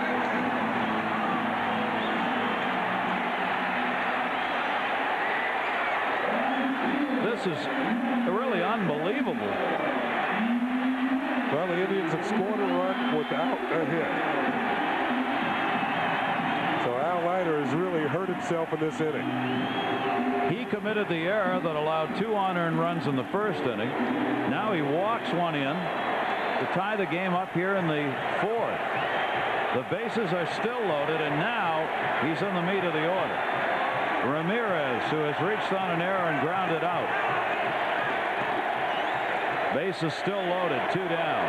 Manny Ramirez, a chopper towards short, cut off Bonilla. Running throw, couldn't get it out. Ball goes wild. 2 runs will score.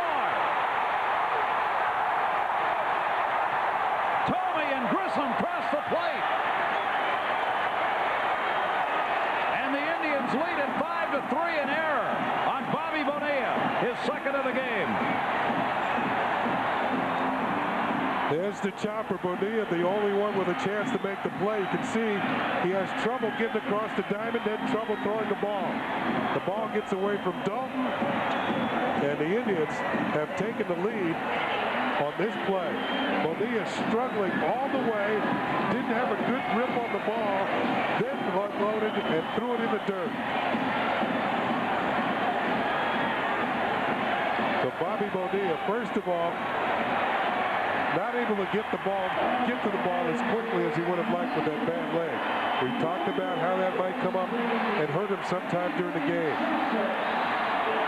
And Kenny, anyone who wanted to say cold weather is not going to affect the outcome of the game, baloney. Yeah. It is having a huge impact on this game. And on Bobby Bonilla at third base. Runners at first and third. And the pitch is taken down low, ball one. There is an RBI credited to Ramirez. Both of Bonilla's errors have been committed on Ramirez at bats. One RBI for Ramirez, the other run on the error. 1-0 pitch, foul back. David Justice, eighth man to come to the plate in the inning. They have scored 3 runs. They do not have a hit. They have 4 walks and an error in this inning and have taken a 5-3 lead. 37 pitches thrown by Al Leiter in this inning alone. Justice takes a strike. 1-2. Gary, one more point to be made. I think it's a good one. When a pitcher starts missing with his control and walking hitter after hitter, the fielders kind of fall back on their heels. They don't expect the ball to be hit to them.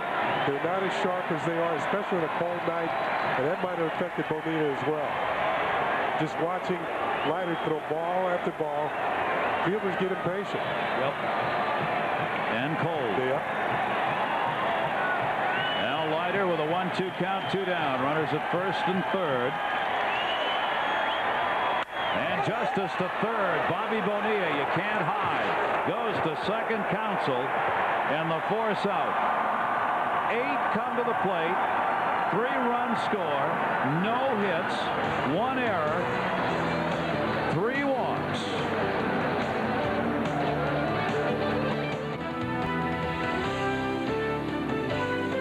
The 1997 World Series from the Jake in Cleveland. Over 200 nations joining us, and delighted to have you with us. Games 3, 4, and 5 will be played right here. The series is tied at 1-1. Cleveland has taken a 5-3 lead. And they do credit a hit in the 4th inning now to Ramirez. They call it a single and an error, giving him an RBI on that at bat. So 3 runs, a hit, an error, 4 walks in that inning, and 2 left on. Devon White. Don't go away, though. This game's far from over. And that's taken inside. Devon White has walked and grounded out. Charles Nagy now a long time waiting on the bench between innings. Had a couple of ugly innings. Wow.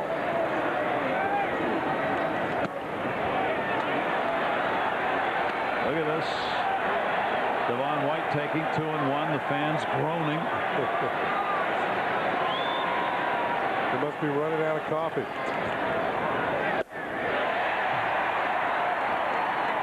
Two balls and 2 strikes.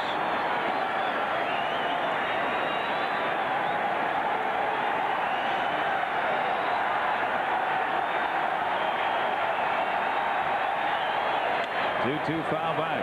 You know, it's interesting about this cool weather here tonight. The Marlins played 3 games this season with the temperature of 40 degrees or less. They won 2 out of 3. The Indians didn't play a game with a temperature under 40. You would have thought it'd been just the other way around. Exactly. Missed inside. Full count. 3 balls, 2 strikes. In that 4th inning, 1 unearned run of the 3 that were scored. We now have had 3 unearned runs given up by the Marlins tonight. Devon White to center field.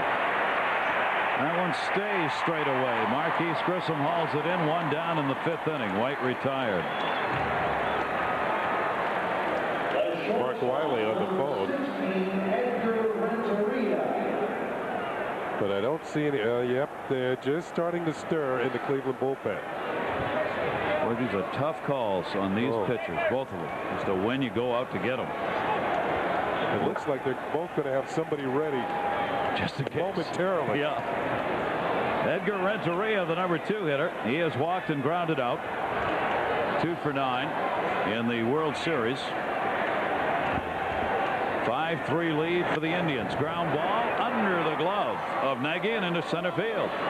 Edgar Renteria is on with a base hit. With 1 away here in the 5th inning, Renteria gets his 3rd hit of the World Series. Up next, just underneath the glove of Nagy. Part of being a good pitcher is being able to field your position. Second time, Brian Anderson has gotten up in the bullpen. You get a little skittish if you're a manager in this game right now. Gary Sheffield has already had a big game. Bases loaded walk for an RBI and his 3rd home run in the 1st inning. 2 runs batted in and a run scored and a strike taken. Sheffield has had a fine postseason. The 11 hits that he's picked up now, 11 for 31. Chance to get to Nagy here. Cut into that lead towards short. Vizquel, Fernandez, Jim Thome, double play.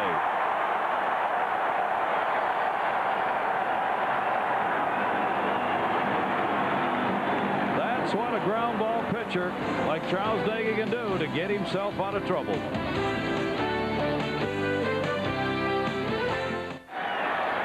A 5-3 lead for the Indians. Julie Croteau, you keep them warm down there? I am managing to keep them warm, and the players are also doing so. They're doing so. They have heaters in the dugouts. They have hot water bottles. I'm also noticing that they're going back into the clubhouses to keep warm.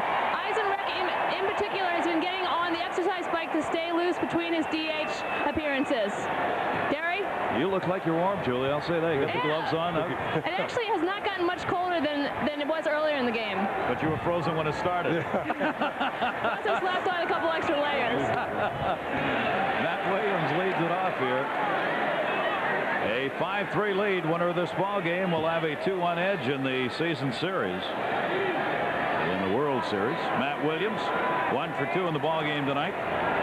And an RBI. Fouls that one off outside of 3rd. Yeah, Julie mentioned it. Jim Eisenreich, the DH for the Marlins tonight, going into the clubhouse, riding the exercise bike. This is a night when players might volunteer for DH duty. Just to go to the clubhouse. Yeah, exactly. They do have heaters just off the back walls of the dugout inside. If you step into the tunnel area, there are heaters there. The players can go back there and warm up. There are also overhead heaters in the dugouts. So they've got some heat down there. But the wind whipping here takes care of some of that heat in a hurry. Now we got Bobby Bonilla, we said can't hide.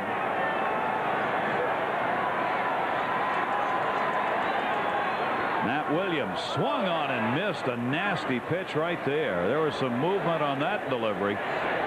Williams goes down and looks out and says, what was that? Looking at Al Leiter. Yeah, coming into this inning, Leiter had thrown 95 pitches. Only 16 of them had been put in play, either out of the strike zone, fouled off, swung on and missed, or just plain balls. That's what his teammates have been standing around an awful lot, just watching nothing happen. And that's why you get errant play behind you. And there has been errant play here tonight. Swung on and fouled off. Alomar has walked, scored, singled, and got an RBI. Incredibly, Al Leiter has just reached the century mark. 100 pitches with 1 out in the 5th inning. Down to 3rd, fouled off again. 2-strike count on Alomar.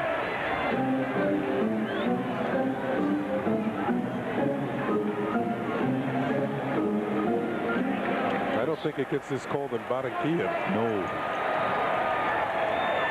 0-2 chopper. Off the glove. Renteria. Barehanded. Safe. As Dave Nelson hits the dirt so he wouldn't get hit the first. Everybody was moving over there. Throw looked like it was going wild, so the first base coach was doing a roll on the ground. It'll be a base hit. Second time tonight that Al Leiter has failed to come up with a ball hit back to him. Well, off the end of the glove. Deflects it. Going to make it a tougher play for Renteria. And he can't throw him out. It's going to be a base hit. Renteria probably could have played that ball if he just let it go. He mentioned that part of the package of being a good pitcher is being able to field your position. Al Leiter hasn't been able to do it tonight. So with one away, Alomar's on again. Alomar really is putting up some numbers now. That's 2 hits in the ball game tonight for him and a walk, so he is 4 for 11 in the World Series.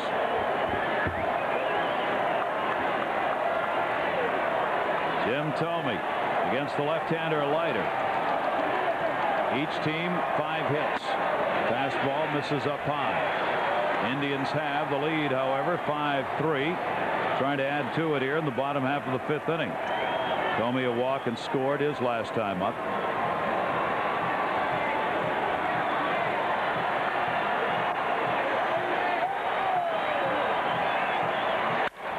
Drills at the right field, way back. Goodbye, home run, Jim Thome.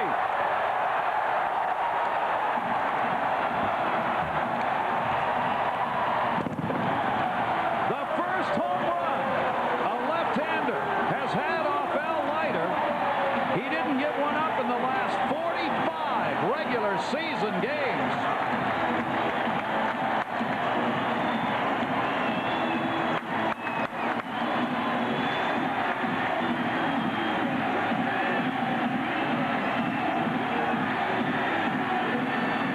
Pitching Thome upstairs, and it looked to me like he had tremendous top hand on this. Really brought the bat over, kind of tomahawked this ball out of the ballpark. There it is, fastball up. Going back to his previous 2 at-bats, the same pitches, trying to get him out. And there's a hitter making an adjustment, looking up, and now away for a home run. It is a 7-3 lead now for the Indians. Outside, Tony Fernandez, who has singled and flied to center field. So Jim Thome, with that great power that he loves to use here in Cleveland, gets it off the left-hander. Jam shot. Bonilla again makes this play. And Fernandez is the second out. Well, he mentioned hitting coach Charlie Manuel.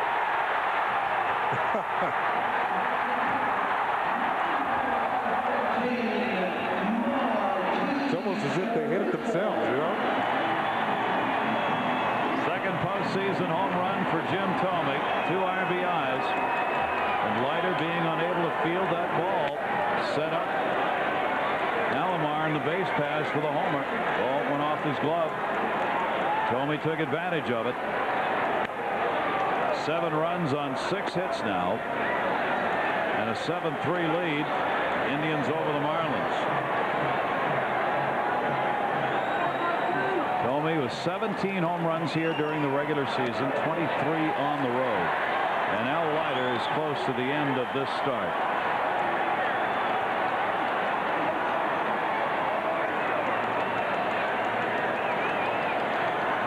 Delivery. He walked him. 5 walks in the game. 6 walks in the game given up by Leiter. And he's gone.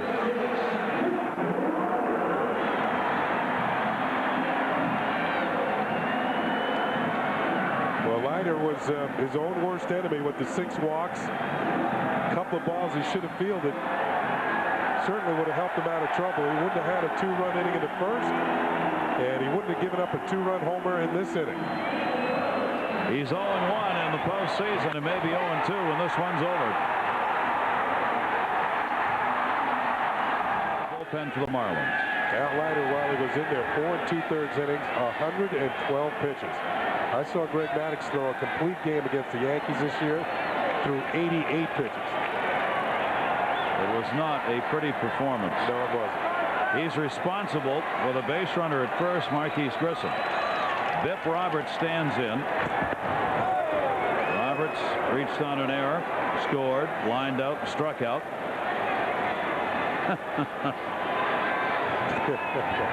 He may be right.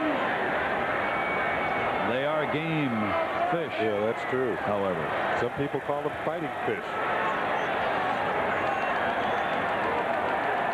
Roberts with 2 down, pops it up. Johnson, Dalton, again that wind blowing, will take it back into the seats, and a 1-strike count on Biff Roberts.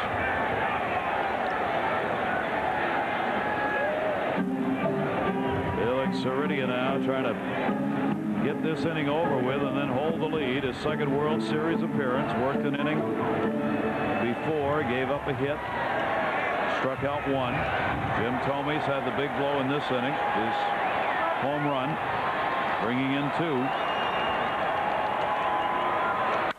That one to right field, that wind blowing it back. But Sheffield gets there and hauls it in. Roberts is retired. Not before. 2 more runs are added on 2 hits. Jim Thome's home run, the 2 RBIs. Well, the Jacobs had a lot to cheer about here tonight. A 7-3 lead for the Indians, and for all our international fans, who's the best? That's the question. We'd like you to help choose an international all-star team. Vote via our website at www.majorleaguebaseball.com. We'll be announcing your choices during Game 4 of the World Series. Remember, this is for players born outside the United States. And when you log on, there'll be a list of players there to help you out in making your selections for your all-time team of players born outside the U.S. I understand in one game we got over 800 responses. And many from Japan. They are on hand here broadcasting the game, and they've got some people to vote for in that category. Pitchers in particular. Yeah. Hideo Nomo for 1. Bobby Bonilla leads it off here. Nagy's walked 3, struck out 3. Bonilla's gone 0 for 2. Televisa in Mexico. And just barely see behind that booth. TVIS Taiwan. There's our wave. Our Superman broadcaster up back who does these games alone. Dean, right there. He is. Dean Yuan. Out of the University of Pittsburgh. How about that? Yeah. Back to Taiwan.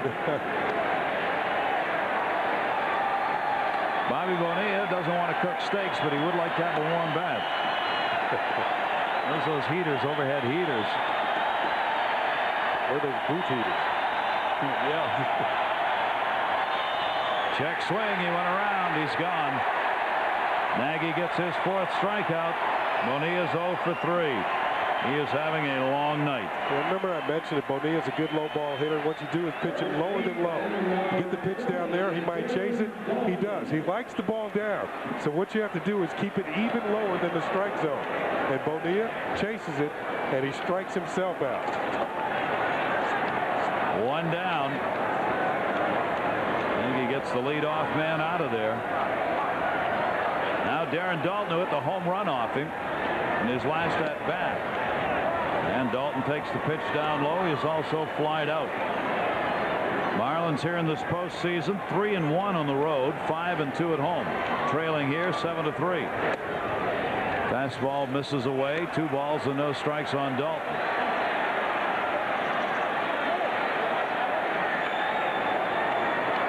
Played a game below 500 on the road this year. They were 40-41. They don't have many teams who make it to postseason who are below 500 on the road. They did. Shows you how well they played at home, though. They had the best record in the league, or in the major leagues at home. 52-29. And that is inside. So Nagy 4 in a row out of the strike zone. 4th walk given up now by Charles Nagy. We have had 10 walks surrendered by the 2 starters in this game. Nagy's only had 1, 2, 3 inning. That was the second. And you see the numbers. Not particularly pretty, but effective so far. The 7-3 lead. He's given up 5 hits. Alou has been called out on strikes, flied out. Runner will be held at first. Slider misses, ball 1. Each time he has started him with a breaking ball. The fans now getting on Charles Nagy a little bit here. Mark Wiley, the pitching coach, is going to take a trip.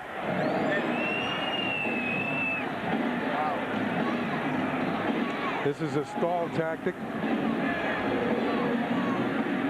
to give the bullpen time to warm up. Brandon Anderson, he's throwing a game down there today. He still hasn't put on his long jersey in. But he hasn't given up a hit either. Whether he gets in the game or not tonight, he will have worked his day of pitching in the bullpen. Charles Nagy trying to get a win here. 0-1 in postseason. But it has just been so tough for him.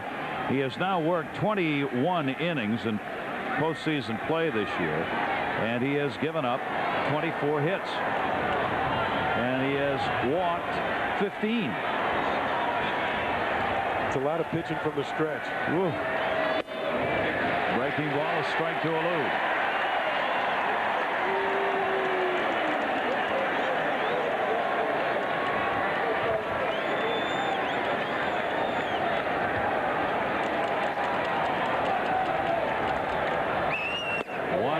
Check swing, didn't hold up in time. Don't need any help, says Joe West. He called it strike himself. 1-2.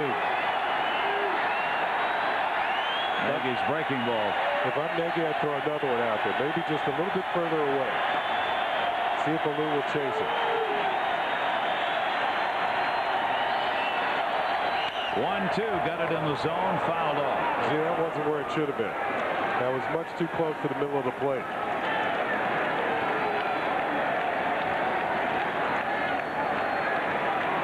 Like he's got the slider grip right on the seam. There's the tight spin and the pitch in the middle. Charles Nagy with a 1-2 count again to Alou, and that time he got him on the outside corner. 5 strikeouts for Nagy. But that was a great pitch by Nagy, and the reason why, watch the glove. Right into the glove. Sandy Alomar Jr. doesn't have to move it. Also, the fact is that he'd thrown in so many breaking balls, Alou was expecting it to break outside, and it did. It just hugged that outside corner. That one drilled in the air by Eisenreich, deep to right field, way back. Goodbye home run. Jim Eisenreich, the designated hitter. A 2-run shot. Quiets the Jake and brings the Marlins to within 2. It is 7-5. Eisenreich 2 for 3 in the game, a single home run and 2 RBIs.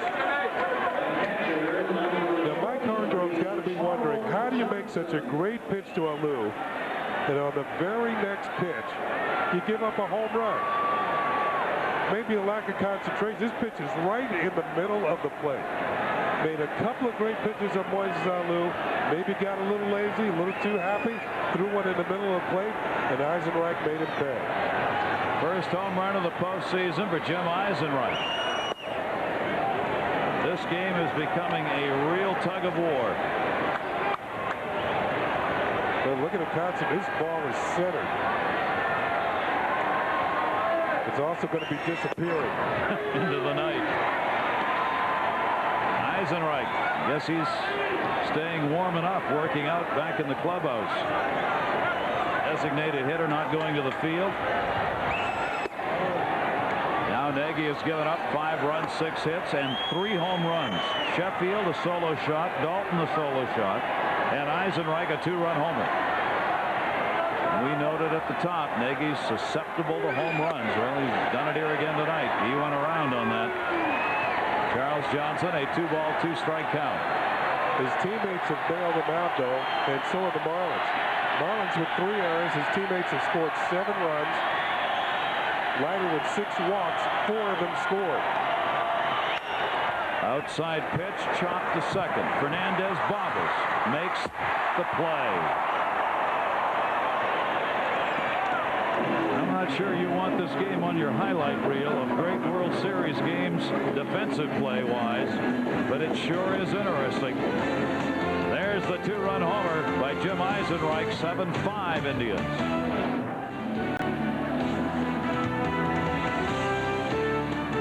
The 1997 World Series Game 3 coming your way. Major League Baseball International's coverage from Cleveland, Ohio. Key Bank Building downtown. Halloween's coming, so we thought we'd put some smoke in there just to scare you. That building right next to it, this one right here, that's the BP building, British Petroleum. Downtown Cleveland. In Cleveland, Ohio. How about that? Felix Heredia, the left-hander, came in and got one out in the 5th inning. Faces Vizquel. 0 for 2, a walk and an RBI. There have been 10 walks surrendered in this game, and 5 of them have scored. Jim Thome, a 2-run homer. In that 5th inning, Cleveland has scored 5 runs in the last 2 innings. The starter, Al Leiter, charged with all 7 runs on 6 hits, 6 earned on 6 hits. This is the guy who's the winning pitcher so far in this game. Tells you something about how the pitching's been. A fastball by Heredia is in there for a strike. 2-2. I think that Charles Nagy may have found out that he's out of the ball game because the Cleveland bullpen continues to warm up. Well, he was in there long enough to get a win. Yeah, he was. If they hang on to the lead. 2-2 delivery. Ooh. Is that off the fist? Remains 2 balls, 2 strikes. Heredia throws hard. His fastball somewhere in the 90s, maybe 94. You got to be quick with the bat. 2 ball, 2 strike count on Vizquel. 2 for 10 here in the World Series. Outside doing 3 balls and 2 strikes.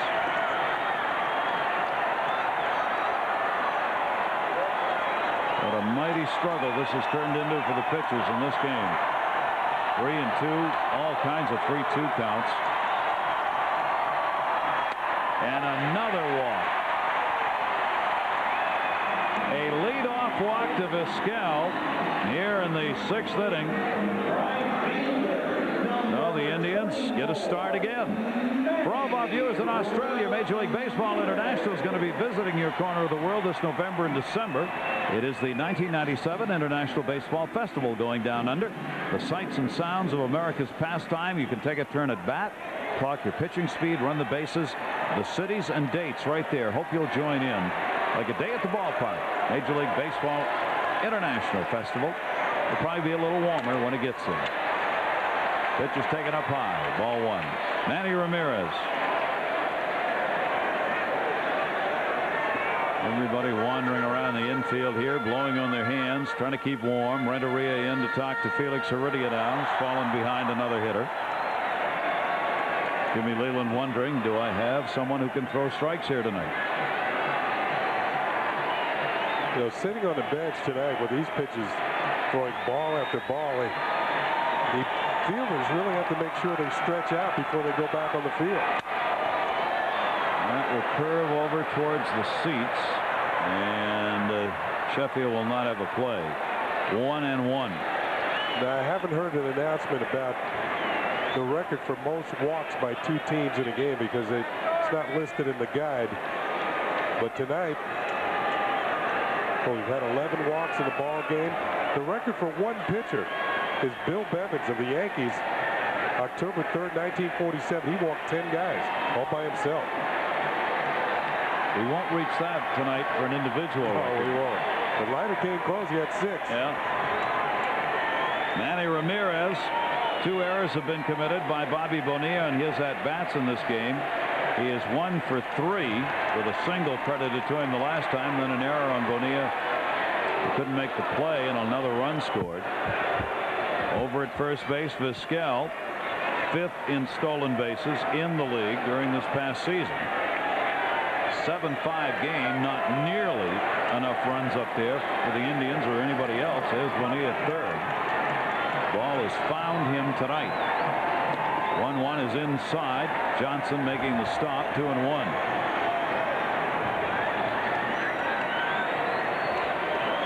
Bullpens have been very effective here in the World Series for both of these teams. certainly appears as though they're going to get a test here in tonight's game. Matt Williams warming his hands. The heck with a bat. Look at my hands warm. Swung on and missed. He couldn't have caught that one with a 9-foot broom. 2-ball, 2-strike count.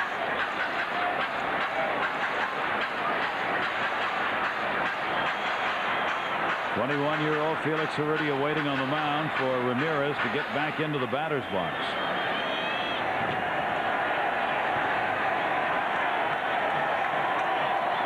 Heredia started the year in the minor leagues. Double-A ball, Portland. That one to right field. Sheffield over a bit. And Ramirez is retired. Now, my home state is the state of Maine. Yeah, Portland, Maine is where that ball club is. I guarantee you, Felix Heredia, starting the season in Portland, Maine, has pitched in this kind of weather this year. The Portland Sea Dogs. Very successful Double-A team. They average about 6,000 a game in Portland, Maine. In the whole state of Maine, there are only 1,300,000 people. In a huge state. It has more trees than people. And we're proud of it. David Justice.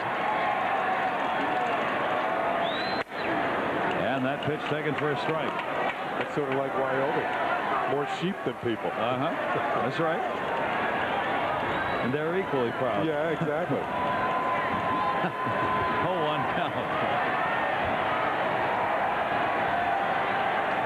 Dalton playing off the bag at first on Vizquel. Heredia to Justice, jammed him. Dalton waiting for it to get there will tag out David Justice.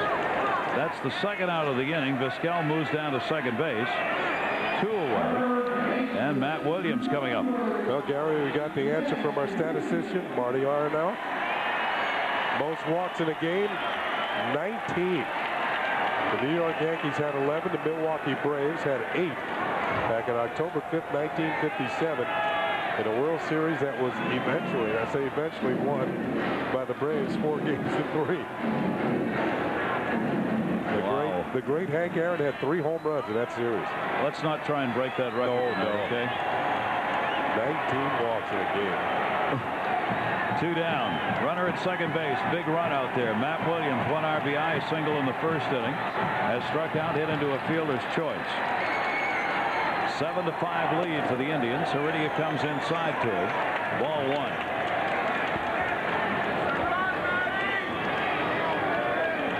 Over 47,000 on hand here tonight. Trying to cheer Cleveland on to a 2-1 edge in the series.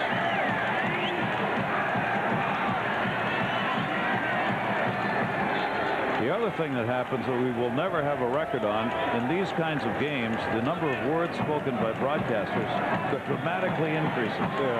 Not necessarily the substance of what you hear, but the amount goes up substantially.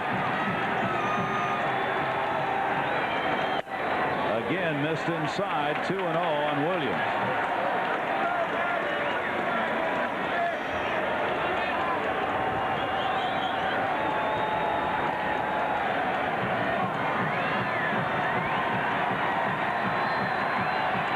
Helpless feeling for a manager. There's not much you can do. 2-0 count. Ball 3.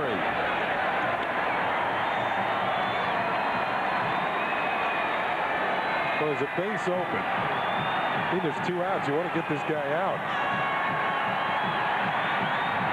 A perfect night for ice cream. Yeah, it's going to stay frozen for a long time. It'll be harder when he gets back to the seat to eat it than it was when they served it. 3-0 count. Yeah, the green light fouls it off. 3-1. Get a power hitter like that in a 3-0 count, as Ken Singleton, my partner here, was. You get the green light.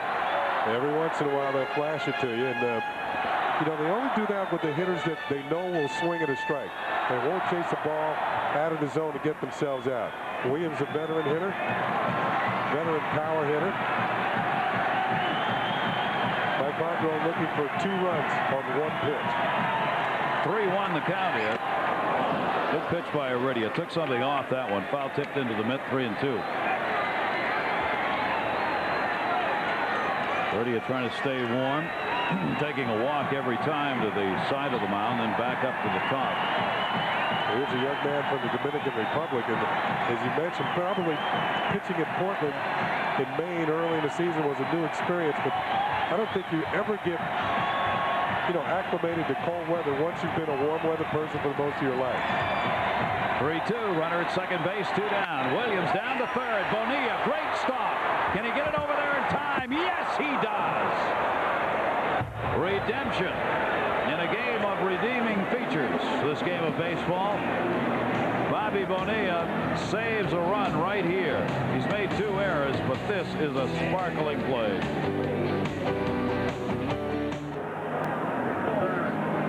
A 7-5 Cleveland lead as the folks huddle and bundle here in Cleveland.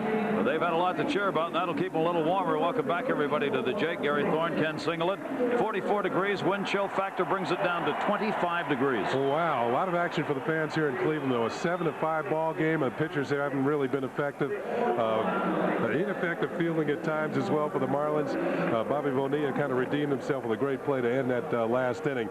But I think this game is kind of appropriate for the fans here in Cleveland because the circus is in town as well. It's right next door at the Gund Arena. This is the type of game you might see at a circus.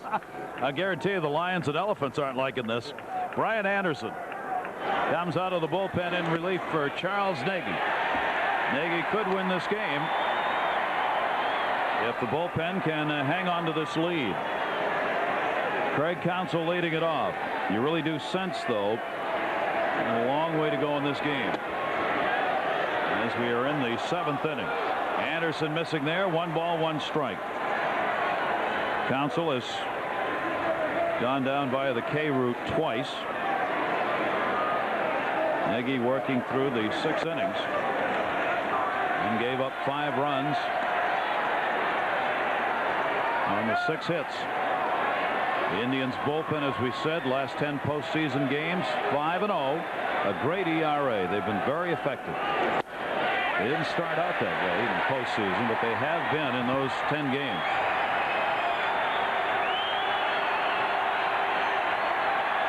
Two balls, 2 strikes.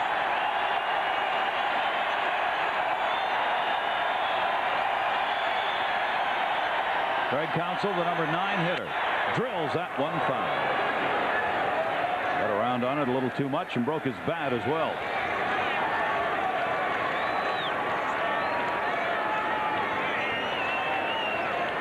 Nagy surrendered 3 home runs in the ball game in this start. With the 5 runs earned, 6 hits, he walked 4, struck out 5, and could get his first postseason win, first World Series win.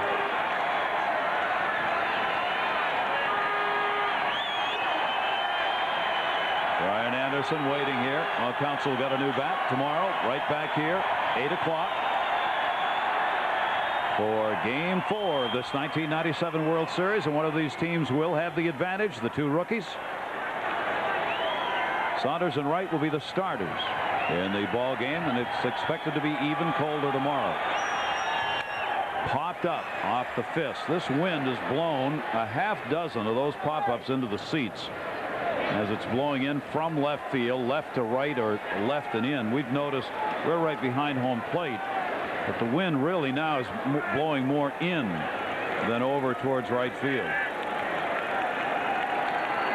It's a ballpark in which the wind kind of swirls. It comes in from left, circles behind the plate, and then goes out towards right field. Mike Hargrove was talking about that before the game with us today. That's why that hitter's alley has been out there in right. And that's going to be a shot into the corner. That'll be a base hit. Ramirez cuts it off. Good play. But Craig Counsell is on with a leadoff single, and that will bring the potential tying run to the plate. Top of the order, Devon White. Craig Counsell, it's sort of like an unusual hitter, the way he actually hits, but he gets the job done. It's not how you do it, it's if you do it. And he gets a base hit leading off the inning. Young man has said cold weather doesn't bother him. He's from Milwaukee, Wisconsin. This is as warm as it gets. Devon White takes it outside for a ball. 7 hits now on the board. The Marlins actually are out hitting the Indians 7-6 in this game. And danger time here for Brian Anderson, the pitcher. He's got the top of the order up there. White. Broken back, ground ball, second base. Fernandez left to go to first. He had no play at second. So Counsell will take second base. White retired. 1 away here in the 7th inning. That shattered the bat. And here comes Mike Hargrove. Here's the pitch from Brian Anderson off the end of the bat. See Fernandez, and the reason why he went to first base, he was moving in that direction. For him to throw to second and get the force would have been much too tough.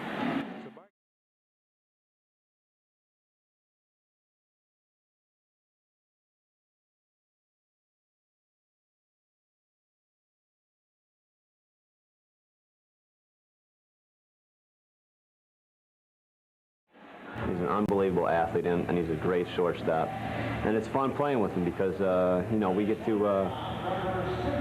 do things when you play with somebody that's so good. You get to make plays that sometimes people don't think you can make, and you know, that's the best part about playing defense in the middle. You know, is that you can you know, have some impact on games defensively, and you know, sometimes you just find yourself watching him and saying, wow, after some of the plays he makes. Craig Counsell, and he is on at second base now. Potential tying run at the plate is Edgar Renzo. 7-5 Indians lead. Ground ball up the middle. He's got a base hit. He'll bring his buddy home. Throw coming in from Grissom, cut off, and it is a 1-run game. An RBI single by Edgar Renzo, and the duo in the infield is a duo at the plate. Well, Counsell leading off the inning with the base hit, went to second on the ground ball. Mike Jackson's first pitch after coming out of the bullpen, right back through the middle, and the Marlins have cut the lead to 1. Ball is cut off by Tomei, and that will hold Rennery at first base. And it is a very quiet Jake right now. Tomei will hold the runner, Rennery. Now the power of the order, Sheffield up. And he takes a strike from Jackson. 32-year-old Mike Jackson out of Houston, Texas. The run will be charged to Brian Anderson, who worked a third of an inning, gave up a run and a hit. Now Jackson trying to protect a 1-run lead. Well, there have been 14 hits in this game, 8 by the Marlins, 6 for the Indians. And I think in the last game, or even in the first game of this series, both teams came in not hitting very much.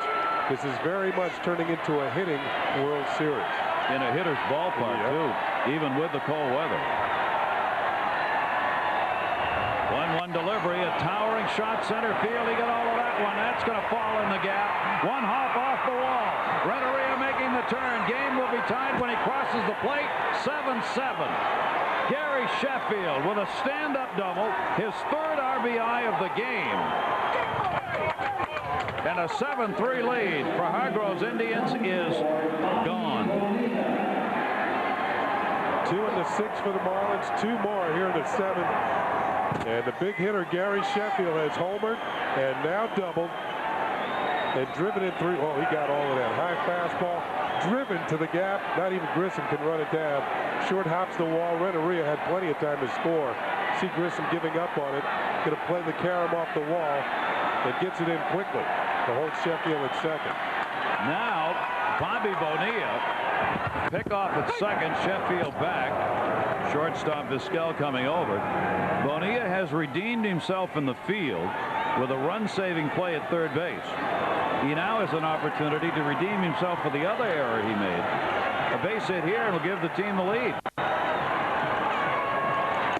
And Jackson's pitch is outside for a ball.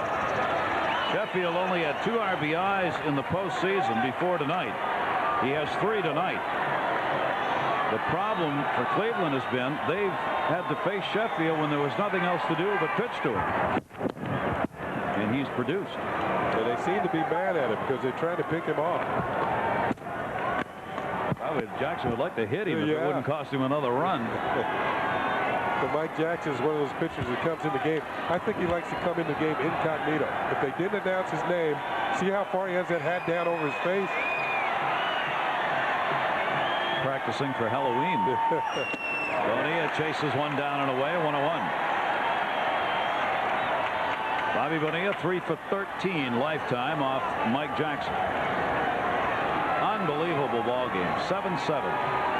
7-9 and 3 errors for the Marlins. 7-6-0 for the Indians.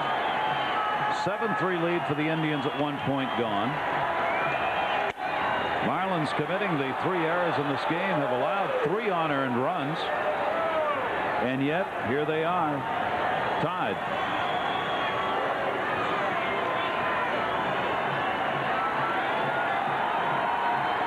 Sheffield with a lead at second base.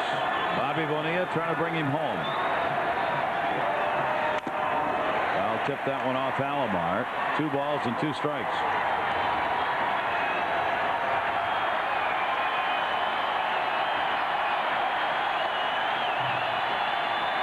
Hershiser cheering on his club, as are the Cleveland fans.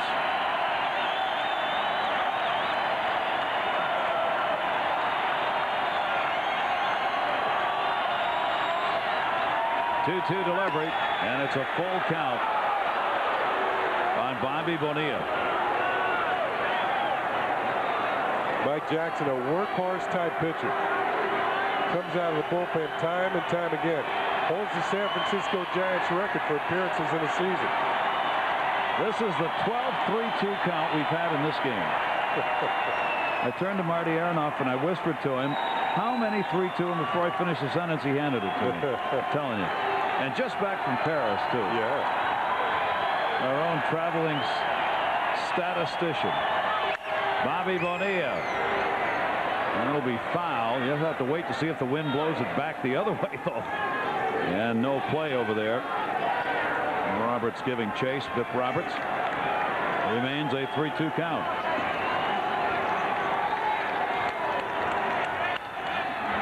So, Nagy's not going to win. Nope. Non-decision. Al Leiter not going to lose.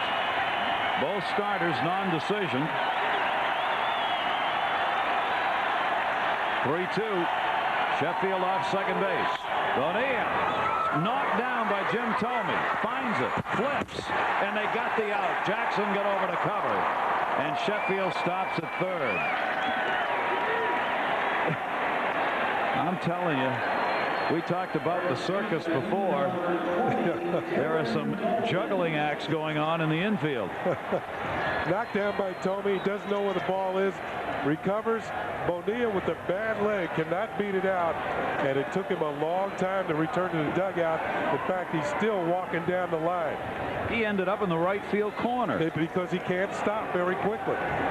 Once he got it going. Now, this is Jimmy Warfield, the trainer, going out to check on Mike Jackson. He hurt himself covering the bag.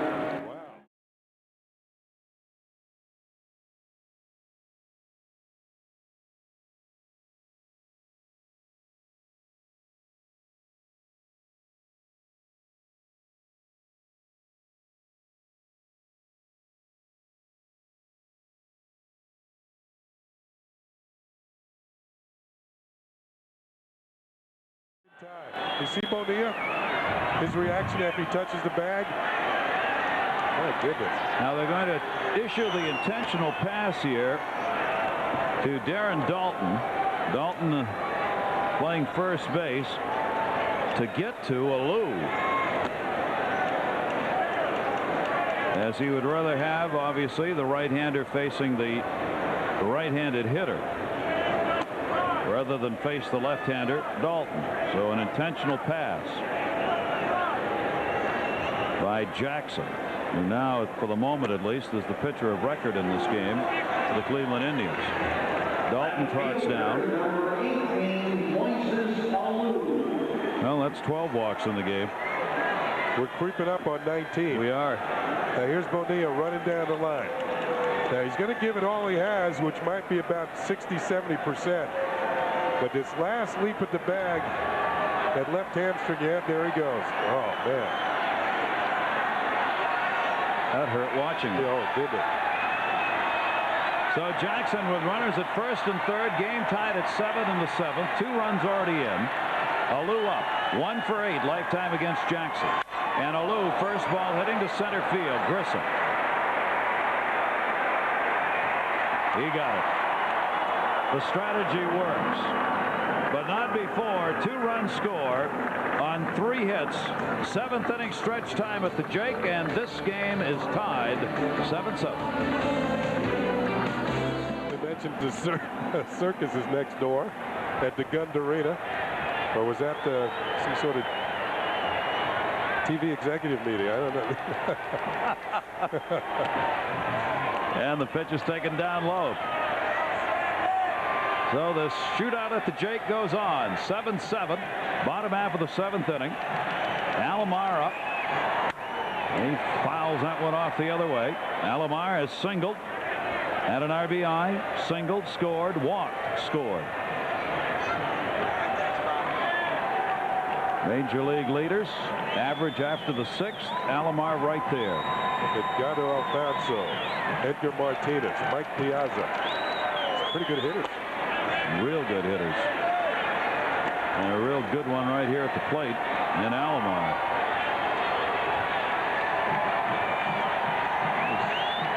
Certainly hope wherever you are enjoying this. This game is not a classic in the way it's being played, but it has all the earmarkings of one you won't forget.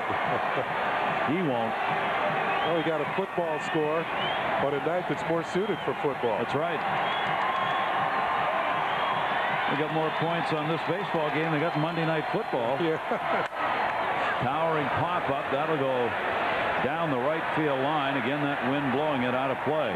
Each and every time that a ball is hit that way, hits that jet stream, it just flies about 10 rows into the seats. The 13th 3-2 count of the game. Wish I could tell you what the average, how many 3-2 counts you would average in a game in the course of a major league season, but it isn't 13. No, it's not. If maybe they should move the game along by starting the count at 3-2 when you get up there. Or 2-2. Yeah. He went after that one and drives it to right field. Wind blowing it in that kitty corner out there, and it's hauled in. Sheffield over to get it. Alomar retired, 1 down. That might have brought back memories of a division series against the Yankees. When Alomar hit a home run off of Mariano Rivera that tied a ball game. If the Yankees had won that game, they might have been able to go on to play the Orioles in the American League Championship Series. Instead, the Indians rallied, won that game, won the next one, and they played the Orioles. They played the Orioles. Jim Thome already has 1 long ball in this game in the 5th inning. Fastball up about liner, and you can hear the crowd. They've seen that before with Jim Thome. Boy, that goes out in a hurry when he hits one of those, doesn't it? And he takes a strike that time. 1 ball and 1 strike.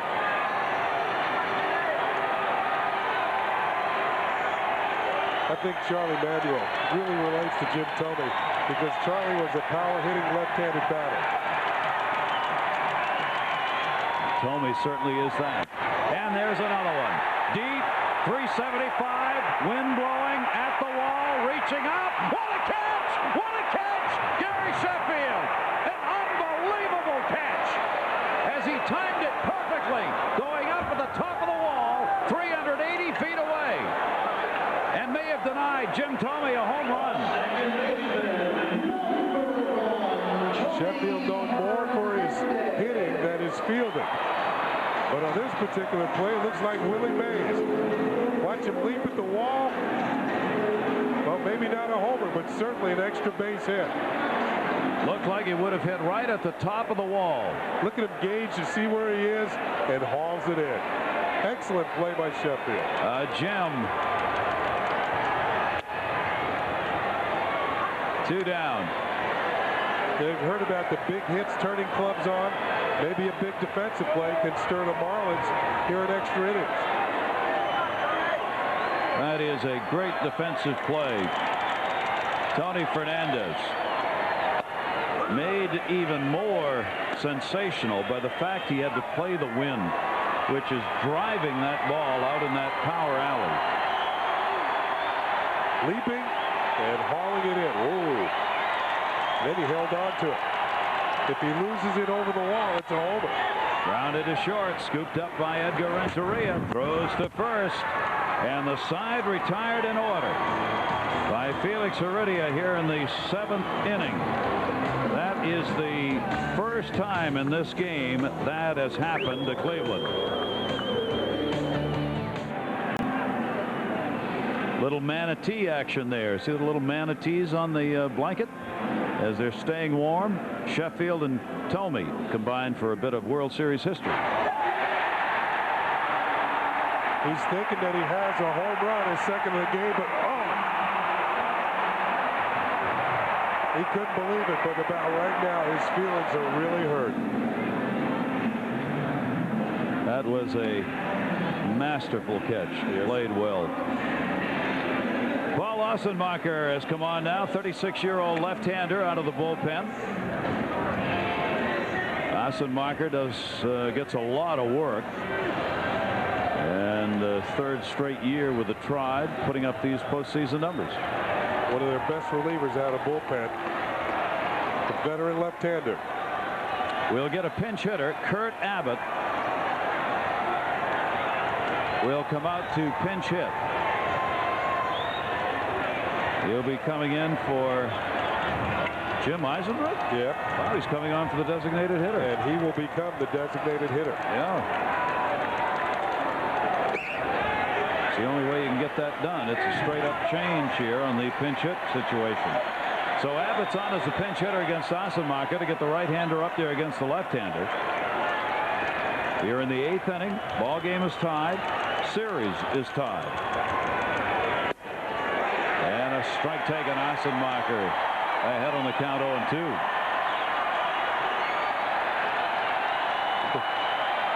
Who is that masked man? Every time we look into the dugout, there's less and less skin seen. 0-2 pitch. Ossenmacher is the 4th pitcher out of the bullpen for the Cleveland Indians, which might cause you to ask Jan Beck in Germany, who sent us this question via the email. How many pitchers does a team have? That's very interesting because it might vary from team to team. A full roster is 25 players. Usually you have 15 position players, and managers will have 10 pitchers on a staff. 5 being starters, a couple of long relievers, and then some short relievers. But certain teams, when you don't have a good pitching staff, you might have 11 or 12 pitchers because you have to go into your bullpen every single night. This game, they may get through all of them. Oh, yeah, we might see everybody on both teams. So Jan Beck of Germany, thanks for the question, and we invite you. Drop us a question. Email to our official internet site of Major League Baseball. www.majorleaguebaseball.com. Please include your name and your country and send the questions in. www.majorleaguebaseball.com. If you have any question, we'll sort through as many of them as we have a chance to. And thanks to all of you who sent them in. Appreciate it. Charles Johnson up there. Johnson a single in 3 at-bats. Here's a look at Matt Williams guarding the line. He does not want a ball hit to his right for an extra base hit. He'll give up a ball to his left, which would be a single, because the left fielder would be able to make the play a lot more easy. But to his right, he does not want to double down the line. With the score tied in the late innings. Ossenmacher thought he should have had a strike on that last pitch and didn't get it. 1 down, nobody on. Charles Johnson. He's got a base hit literally off the mound into center field. Grissom over to get it. So the potential go-ahead run is on here in the 8th inning for the Marlins, as Charles Johnson gets his second hit of the game, 2 for 4. And the Marlins catcher's on with 1 away, and Craig Counsell, the number 9 hitter, coming up 1 for 3 with a single. It was Counsell who started the rally last inning. A leadoff single against the left-hander. Infield will look for the double play here. And the pitch is taken down low, ball 1.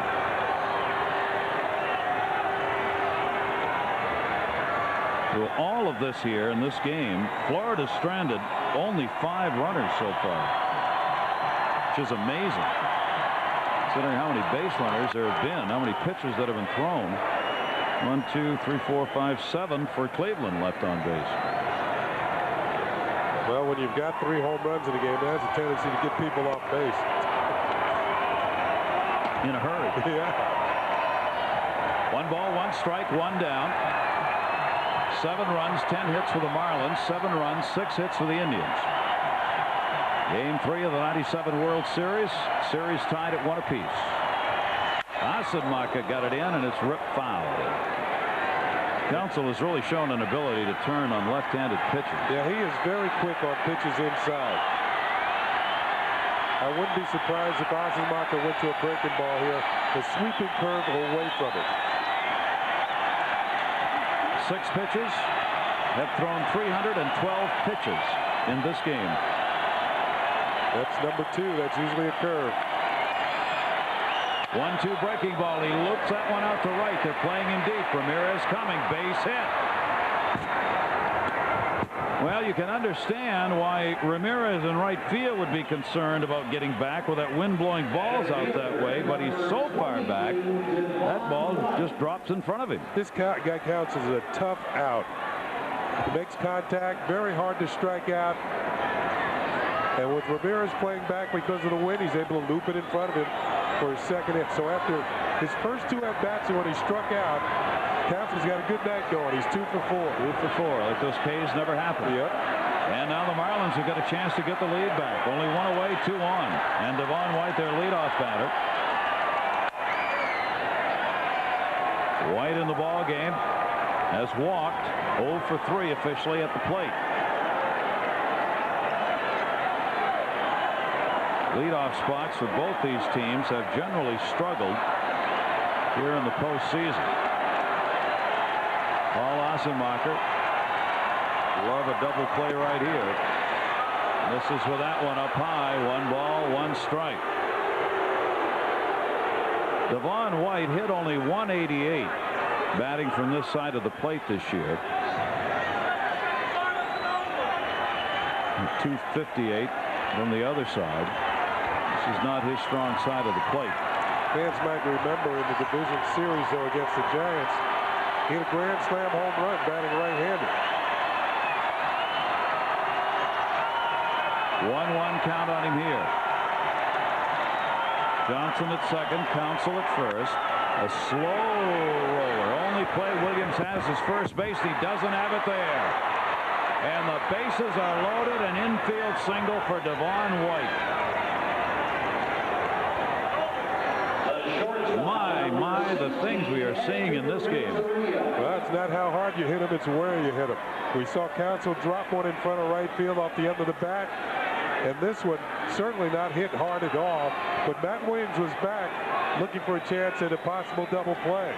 Instead, the bases will be loaded with 1 out for Renteria, who's been on base 3 times tonight. The reaction of the Marlins and their bench. Key moment in this game, only 1 away. Renteria takes the strike. Renteria's had 2 singles, an RBI, also been on with a walk. He's got the bases loaded. Trying to put up a huge hit here in the 8th inning. Inside, great stop made by Alomar. We have 2 of the best defensive catchers in baseball in this series.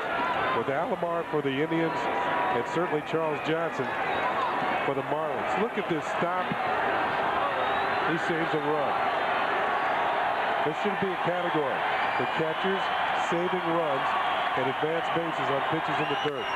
Renteria pops it up. It will not get a run in. Infield fly rule call. Batter's out. Fernandez puts it away, and that may be the biggest out of this game, at least to this point, and maybe of this game when it's all said and done.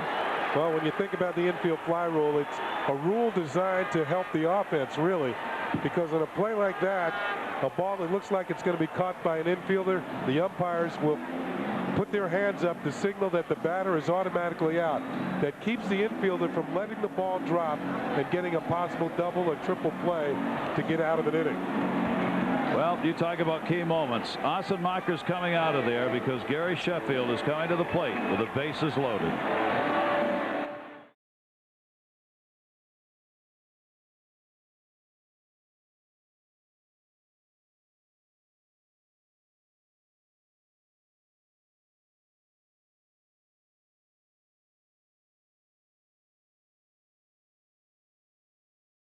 This game. One team will have a series lead here tomorrow night for Game 4 as the Marlins and the Cleveland Indians go at it. 8 o'clock tomorrow night. Tony Saunders, Jarrett Wright, 2 rookies scheduled to start. We'll be right here to bring it to you as we're going to bring you this. Gary Sheffield, with the bases loaded this season, went 4 for 7 with 2 Grand Slam home runs. Never had a hit off Eric Plump. 0 for 8. Bases loaded, 2 down.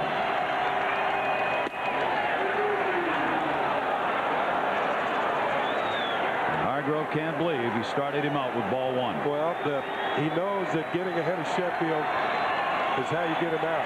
That's how you get out most hitters. The count dictates the success of hitters.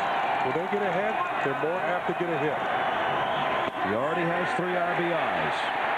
1 ball, 1 strike. You got an RBI home run, solo shot in the first inning, a bases loaded walk RBI in the 3rd, a double RBI in the 7th. And he may have saved a run when he made that great catch at Tomey in right field. A superstar brought to the Marlins for this moment. Plunk outside, 2 balls and 1 strike.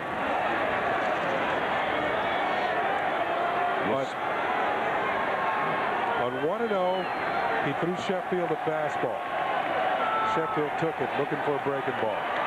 On 2-1, will he come with another fastball? Sheffield is already familiar being ahead on the count and getting a fastball. 2-1 the count, 2 down. Inside corner, that's where he got the other strike. Yeah, he did. Another fastball again. Evidently, Sheffield's looking out over the plate. Now the Jake is up. 2 balls, 2 strikes, 2 down, bases loaded.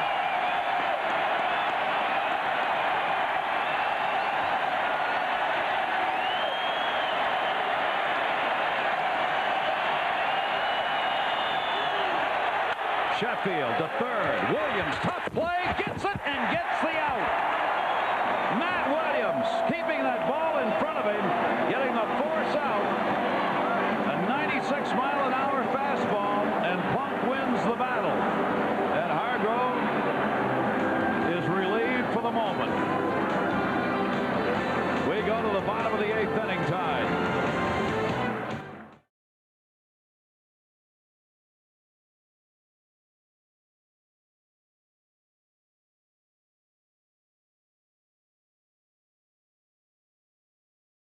Even deeper here now. Nice play by Matt Williams. First of all, a tough in-between hop. He keeps the ball in front of him, juggled it briefly, then makes the play. Felix Heredia, very effective out of the bullpen. He did walk 1, but 2 1/3 scoreless innings, didn't give up a hit. So he's probably been the most effective pitcher in the game tonight as he turns it over to the new pitcher out of the pen, another left-hander. Dennis Cook has been sensational here in the postseason. See the numbers that he's put up. He has retired 21 of 24 batters he's faced, 7 by strikeouts. The 2 of 3 to reach base against him have walked, and 1 was hit by a pitch. He's brought on here in a key moment in this series, in this game, bottom of the 8th inning. The game tied, and it's outside ball 1. Marquis Grissom, 2 walks. He's hit into a double play. Scored a run in the 4th inning when he drew a walk. He's batting in the 9 spot. Roberts at the top of the order with Vizquel and Ramirez to follow. Benny, we talked about guarding the line when Cleveland was on the field. Same thing happening here for Florida at both first and third. Yeah, Bonilla and Dalton not even with the bag. Grissom has some good speed. And they're not going to give up the extra base hit to double down the line to put a man in scoring position. Didn't get much closer to the line than they are. It'd still be in fair territory. Grissom fights it off. And a 1-ball, 1-strike count on Marquis Grissom. Dennis Cook, who twice in his career pitched for the Cleveland Indians, has bounced around. And I bet he throws harder now than he did earlier in his career. He's been very effective out of the pen, has a good fastball and a good breaking ball that he uses mostly on the left-handed hitters. Marlins bullpen has done a fine job for this ball club here in this postseason. They have a 3-0 record and 3 saves and an ERA of 1.19. The opposition batting average 194 against the Marlins bullpen. Charles Nagy started the game a long time ago and is non-decisioned in the start. Has stayed out, though, to watch his teammates in this battle. Starter, the rookie, Garrett Wright, with the stocking cap on. Grissom's got the streak on the line, 14 games in a row. 1-ball, 2-strike count. And it's up high, 2 balls and 2 strikes. Now both of these clubs here in the bottom half of the 8th inning obviously are playing for 1 run. Earl Hershiser trying to get the lead late in this game, and what has been a huge ongoing battle here. Off the fist to short. Renteria. The youngsters throw. Not in time. Beaten out by Grissom. His streak continues, 15 games in a row. And not Renteria's fault. Just Grissom's speed. Renteria playing him up the middle somewhat, had to go to his right, throw on the run. Plus Grissom, one of the fastest runners in the league, so that makes it even more difficult to get him. 1-hop throw, not in time. 15 games in a row for Marquis Grissom. Every World Series game he's played in, he's had at least 1 hit. 2 shy of the record held by Hank Bauer of the Yankees. There's the hustle down the line. And more importantly, the Indians have the leadoff man on. Now it gets good. Now you see who can execute the fundamentals best. Bip Roberts, the leadoff batter, switch hitter, 0 for 4. His job's to get the runner down to second base. He squares, takes the pitch inside for a ball. Now the ideal bunt for Roberts is the bunt towards first base. Dalton, for most of his career, was a catcher. So basically he's just learning how to play first base. And Bonilla's got the bad hamstring at third. Just get down a good bunt. Drops it to third way too hard. He had only 1 sacrifice during the regular season. Kind of surprising for Bip Roberts, who generally hits up there at the top of the order. 1 ball, 1 strike. Bonilla comes in even closer at third. Eric Plunk could become a winning pitcher if Cleveland could get a lead here in this inning.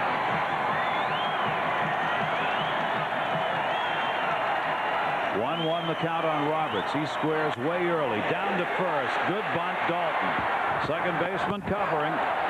They get the out. Counsell over to take it, but he gets it done.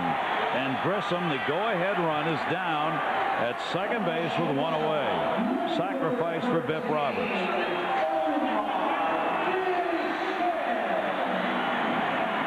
Now this is what they talk about, baseball fundamentals. When Gary mentioned the word fundamentals before, the ability to make the little plays that help you win. And one of the little plays is a bunt. And Bip Roberts gets the job done, moving the runner into scoring position. Now, it won't look like much in the paper tomorrow, a sacrifice, but it might be the key play in this game, or one of the key plays, moving the runner into scoring position. Now Omar Omar Vizquel, a .265 hitter off left-handers, and only .225 with runners in scoring position during the year. Runner at second base, 7-7 game in the 8th inning. And this wind is really ripping here at the ballpark. It is picked up, blowing in from left and out towards right. See Bonilla over here, he's moved off the line now because a base hit will beat them. A double is not as important. He can give one up here because the run will score anyway. Inside, ball 1. So he's guarding more to his left. It's interesting how the defenders shift around during the course of a game. The outfielders have all moved up because they want to be able to throw the runner out at the plate. They're playing a little bit more closely than normal, especially the right fielder with the wind blowing out towards right. Sheffield is pretty shallow. 1-0 count. And as Cook, breaking ball off speed, is in there. Good pitch. 1-1 on Vizquel. Nail biting, white knuckle, gum chewing. Yep. Hold your breath time.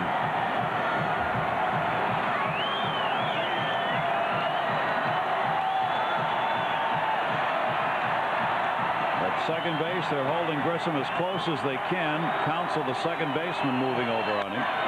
Popped it up, no play. And a 1-2 count now on Omar Vizquel.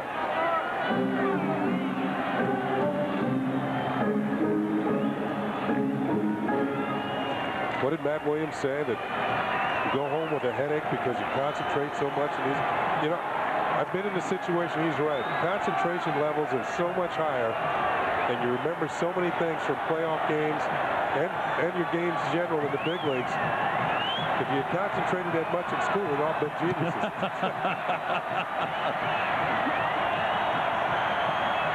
Well, we wouldn't have been able to listen to World Series games on the radio in the back of the room.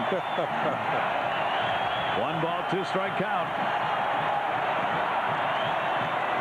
Grissom off second base. Vizquel wants timeout and gets it. Can only stand there holding that bat for so long. There's a moment that goes by that a pitcher loves to catch you in, where you've held it too long and you don't take the timeout and he gets to throw the pitch. Vizquel wasn't going to let that happen. Again, they're trying to move Roberts back. Grissom back, rather. They want to give their outfielders a chance here, if there's a base hit, to be able to throw him out at the plate. Not so much to pick him off, but just to make him aware of the fact that he doesn't want him to get his best lead. Grissom's fast anyway. I think any base hit, it's going to be tough to throw him out. 1-2 is the count, 1 down. Tried to push that ball into right field and fouled it back. Remember, this is the 5th toughest guy to strike out in all of the American League during the regular season. But he's had strikeout problems here in postseason play this year.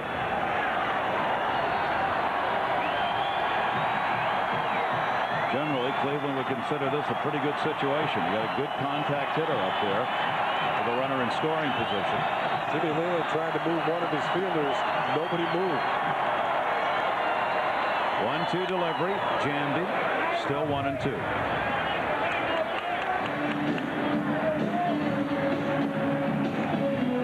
He's checking the charts that show the direction balls are hit by each hitter. I would think right there, Kenny. She's hoping that none of the fielders are in the way where Vizquel hits it.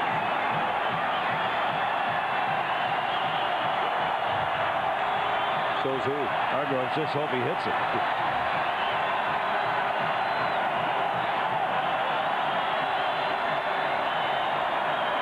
Again, the 1-2 delivery. Struck him out. Vizquel chased one out of the strike zone, and his problems in postseason continue.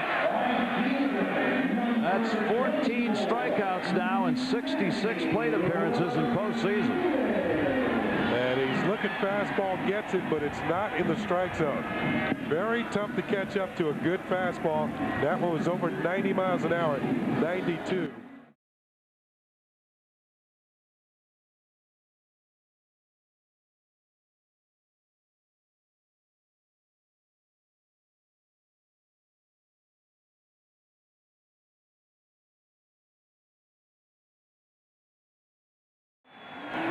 see what they've decided. Or unless somebody's 10 for 10. Yeah. You don't need to wait on that. No, that tells you the hitter's got some sort of advantage. Ramirez with the RBI single in the 4th inning.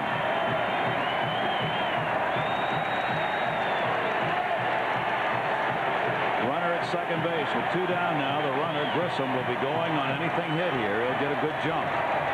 With 2 away. Dennis Cook way up high, ball 1. We're in the 8th inning, so a run here could be enough. 7 runs, 12 hits, 3 errors for the Marlins. 7 runs, 7 hits, no errors for the Indians. Dennis Cook has been their ace out of the pen. He has been able to get the big out so far in this postseason.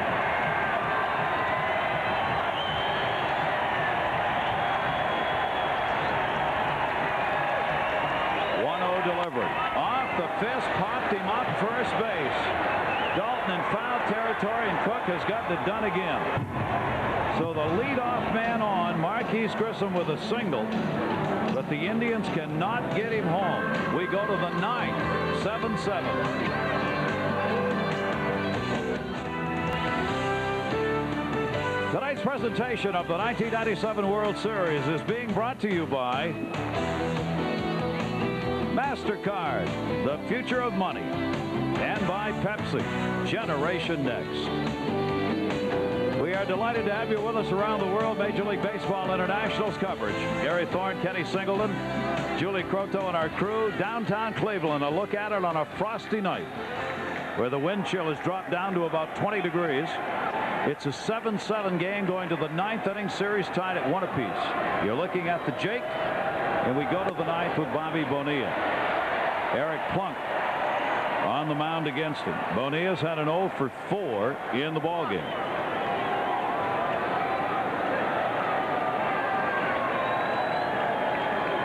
Plunk is the 5th pitcher used in this game by the Cleveland Indians. Key out in these situations is the first guy, although it didn't work out for the Indians last inning when Grissom led off the inning with a base hit. They couldn't score. Bonilla takes the off-speed pitch. He's not one to look to draw walks, but in this situation, it's as good as a hit to get on base. Now, I wonder if Bonilla, with his bad leg, if he does get on base, would Jimmy Leland run for him? I think he would. I think he would, too. 2-1 count. He's got Alex Arias over there, the infielder who can play anywhere in the infield. To take care of it. I mean, you got to try and win this ball game right now. Particularly if you're going to have, well, I guess Dalton wouldn't be bunting. 3-1 the count. 3-2. Bunt threw a tough pitch on a 3-1 count. It's certainly not the type of pitch you're going to hit out of the ballpark. Down and away. The fans are up again. There's a leadoff walk. Eric Plunk took the count to 3-2. What else in this game? And Bonilla draws the leadoff walk. Now, Jimmy Leland's got to make the decision on what to do about Bonilla. He's going to leave him out there. I think if it was a bunting situation, if Dalton were going to bunt, he'd have a pinch runner at first base. But since he's going to let him swing away, he's going to let Bonilla stay in the ball game. Bonilla's got that bad leg, the hamstring pull. Dalton takes the strike. Dalton had a home run in the 4th inning, first of the postseason. He's drawn 2 walks, 1 intentional. Anytime they got him out, fly ball, first at bat for right field. Remember, that wind is blowing out to right still, and I mean blowing. 0-1, hit the second, and underneath the glove of Fernandez, base hit. Here's Bonilla, gonna go to third. Throw coming over is skips by into the stands. Will another run score? Yes, there'll be an error charged. Bobby Bonilla will across the plate. Dalton will go to third, and the Marlins have taken an 8-7 lead on the first error of the game by the Indians. The throw by Marquis Grissom. And not only that, on the throw, Dalton goes all the way to third base on the error. Well, you had 2 Gold Glove players involved in that play. First of all, Grissom, and then Matt Williams. There's the base hit underneath the glove of Fernandez. Another Gold Glover. Here's the throw into the runner. Williams can't handle it. It goes right into the seats. Bonilla takes a chance. Look at that gimpy leg. He's going to try for third. Now Alou with the infield drawn in, strike one. How about the irony of this, Ken? Wow. By not pinch running, he creates the situation where their play potential exists to get Bonilla at third, and the error results. If he puts a pinch runner in, the runner goes to third. There's probably no throw ever made. Outside to Alou. 1 ball, 1 strike. Infield is drawn in for a play at the plate with nobody out here in the 9th inning. The Marlins are back on top, 8-7. You're right. Grissom wouldn't have had a play on Arias because he's much quicker than Bonilla. Never would have thrown the ball over there. Nope. The move you didn't make is the one that matters most.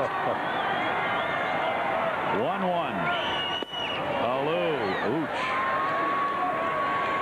Not sure what that was. That wrist acting up. 1-2 count. You know, one thing about Alou you might notice right away, he does not wear batting gloves. Even on the coldest days, he wears batting gloves. That hurts. So it hurts just looking at it. 1-2 count here. Eric Plunk. Breaking ball got Alou. So Alou retired, but that is only the first out here in the 9th inning. Now we will get a pinch hitter. Cliff Floyd is coming out of the dugout. We're going to have our 3rd designated hitter in this game for the Florida Marlins. Jim Eisenreich went 2 for 2 as a designated hitter with a home run and a single. Abbott came on and pinch hit for him and struck out. Now Floyd is going to pinch hit for Abbott. And it looks like they're going to walk him. With Charles Johnson on deck and only 1 away, they'll try and set up the double play.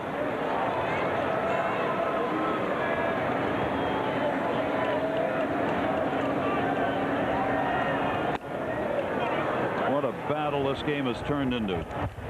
A long, hard, ferocious struggle here where not many things have gone right for many players in this game. Yeah, it hasn't been a pretty game. Been a lot of walks, strikeouts in key situations, errors. There will be a winner. Yeah, there will be. I mean, it's a titanic struggle, but the club that wins this game goes 1 up in the series, and it's up to the other team to fight back and try and even it tomorrow. Now Charles Johnson. Infield will move back now with runners at first and third and 1 away as they'll work for the double play.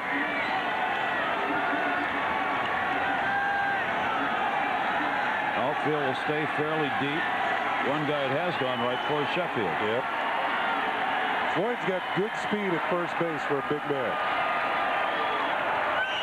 Johnson takes the breaking ball, ball 1. If I were Charles Johnson, I would have watched the way he pitched to Moises Alou. Got him out with breaking balls. He starts Charles Johnson out with a breaking ball. They're coming inside. That's a fastball. And it misses. 2 balls and no strikes on Johnson. So now Plunk's lost the advantage in this at bat.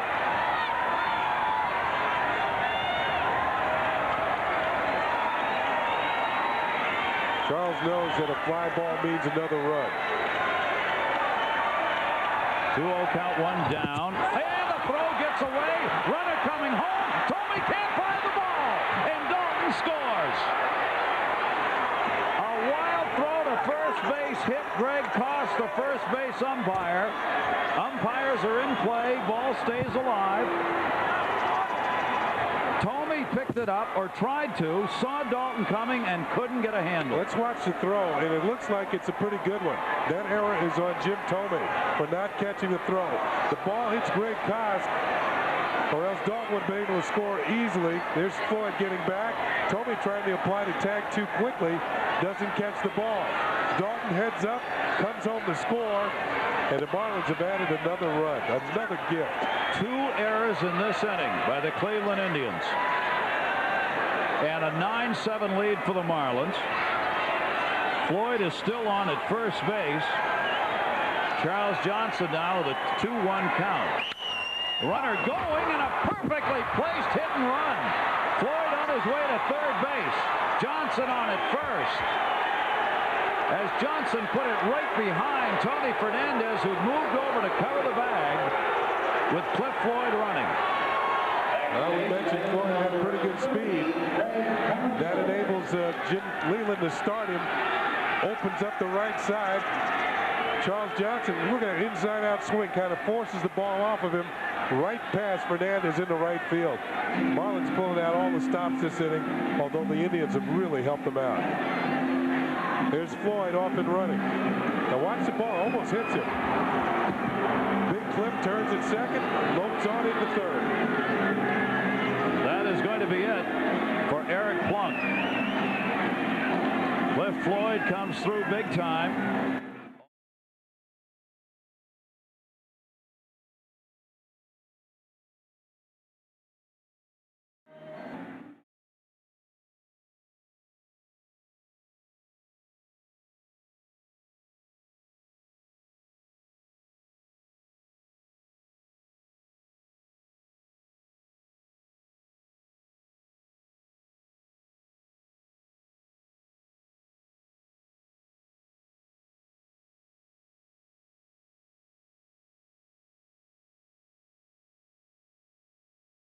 Over there. They had 3 buses at the hotel today for the Marlins official party, so I would assume that's part of it. You see, they led the major leagues with 24 wins in their final at-bats in '77. They got 2 in the division series against San Francisco, and they are looking to do it here in Game 3 of the World Series. It may not be done here yet. Throw to first now. Craig Counsell started to square around. Whether he meant that or not, I don't know. There's 1 down, runners at first and third. Well, the Indians certainly saw that, and they take it off. They'll take that play off if the squeeze play was on. You got to look for the right combinations for a squeeze play. Speed at third and a good bunter at the plate, and the Marlins had it. It may have been on. Yep. Just trying to get that 1 extra run. That's Rich Donnelly, the third base coach. Now he'll go over and say something to Cliff Floyd. And Alomar is giving signs in the infield. Yep. The catcher down to third to Matt Williams. The dugout will tell him whether they want to throw over to first or a pitch out here. 1 strike count on Counsell. Cliff Floyd off third. Not coming. Pitch is there for a strike. 0-2. See, now I don't think you can put the squeeze play on because the Indians can pitch out. They can intentionally throw a ball wide. Let Alomar catch it and tag the runner out on a squeeze play. Counsell rarely hit against left-handers. Only had 13 at-bats against them during the season. He's got an 0-2 count here, and he is gone. Or did he foul tip it? Hang on, it's still alive. Foul tipped it. Alomar couldn't hang on to that. 2-strike count remains on Counsell. He rarely hit against left-handers, but he's got both his hits off lefties tonight. 1 off Anderson and 1 off Ossenbacher. Just barely stays alive. Foul tipped it. Only 1 down here. Mike Hargrove has seen a 7-3 lead disappear and become a 9-7 deficit for his Indians at home. 0-2. Outside, Alomar almost fell over trying to move out to get that one. 1-2. It's always a long night for the catchers. This game has been extraordinarily so, with the pitches pitcher is throwing so many pitches in this game. Floyd at third, Johnson at first. 1-2 delivery, foul back. 365 pitches have now been thrown in this game combined. One for each day of the year. That's right. And that's just how long this game's gone. Plunk, now the pitcher of record for Cleveland, charged with the 2 runs that have scored and responsible for the base runners. How about Jared Wright charting all the pitches? Well, he only has to chart the ones that the Indians throw. 1-2 to second. Off the glove of Fernandez, a run scores, and they'll get no out. Cliff Floyd comes in from third base. It is a 10-7 lead. It looked like Tony Fernandez was trying to decide whether to go for 2. It's also going to go as an error. Yet another error by the Indians in this inning. 3. 2 of them by Gold Glovers. And you know the ball that was hit for the base hit by Dalton? I thought Fernandez should have got leather on it. He didn't. I think this is the type of baseball you get when teams come from 77 degrees and they come up and play in temperatures with wind chills in the low 20s. This is exactly what you get. Wow. A nightmare for the Indians. Now each team has 3 errors. All 3 have been committed in this inning. And it's Wilson Pickett time on the east coast of the United States. Going to wait until the midnight hour. It's here. Devon White. Runners on at first and second. 3 runs in here in the 9th inning. A 10-7 lead. 3 errors.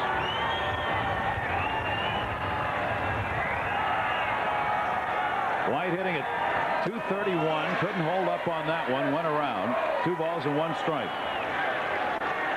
We have had an inning in this game where Al Leiter walked hitters for 3 runs.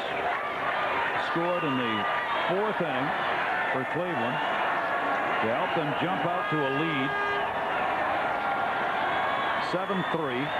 Not hold up. Swung on a miss by White. 2 balls and 2 strikes. Florida has had 3 home runs in the game. Sheffield, Dalton.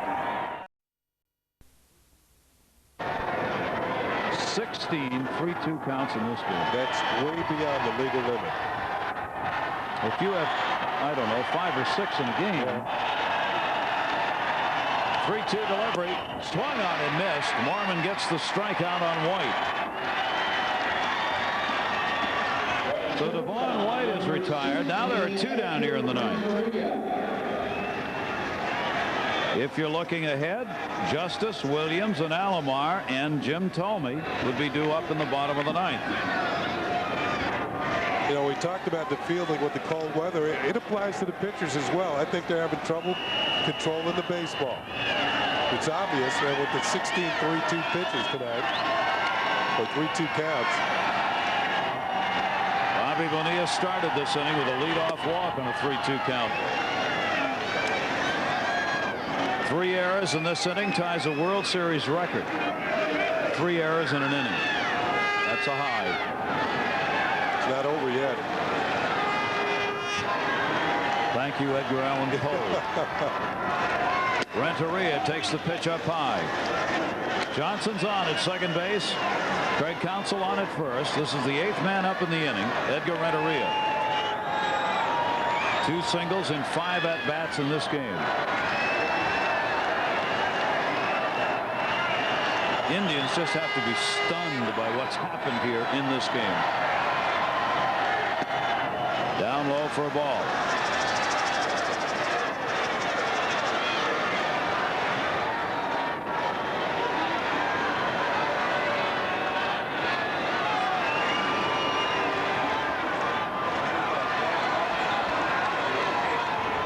Ten-7 lead for the Marlins. Mormon trying to get out of this inning. And tomorrow, all around the United States and elsewhere in the world tour, but especially in the U.S. What we're going to be reading and hearing. How can you be starting games at 8:20 at night in northern United States where the temperatures down in the 30s, playing after midnight? Why?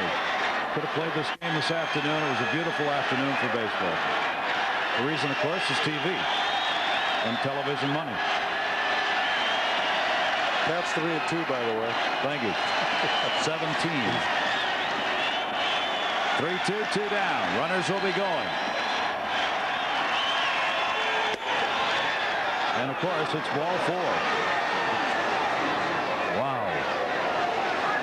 The bases are loaded again. Renteria draws the walk, and the Marlins have now hit around. There's Wayne Huizenga, the owner of the Florida Marlins. His skipper has got this club to a 10-7 lead, and we're going to get another pitcher. Well, that's the truth. You can find contributions all around, but not done yet. They're bringing out the closer, Jose Mesa. 2 down, bases loaded, 2 consecutive at-bats that Gary Sheffield has come up with the sacks full. He hit into a fielder's choice his last time up. Bases loaded again here in the 9th with 2 down for Sheffield. And this time he comes through with a base hit to right field. That'll score 2 runs. A 12-7 lead, and Gary Sheffield has a 5 RBI World Series game.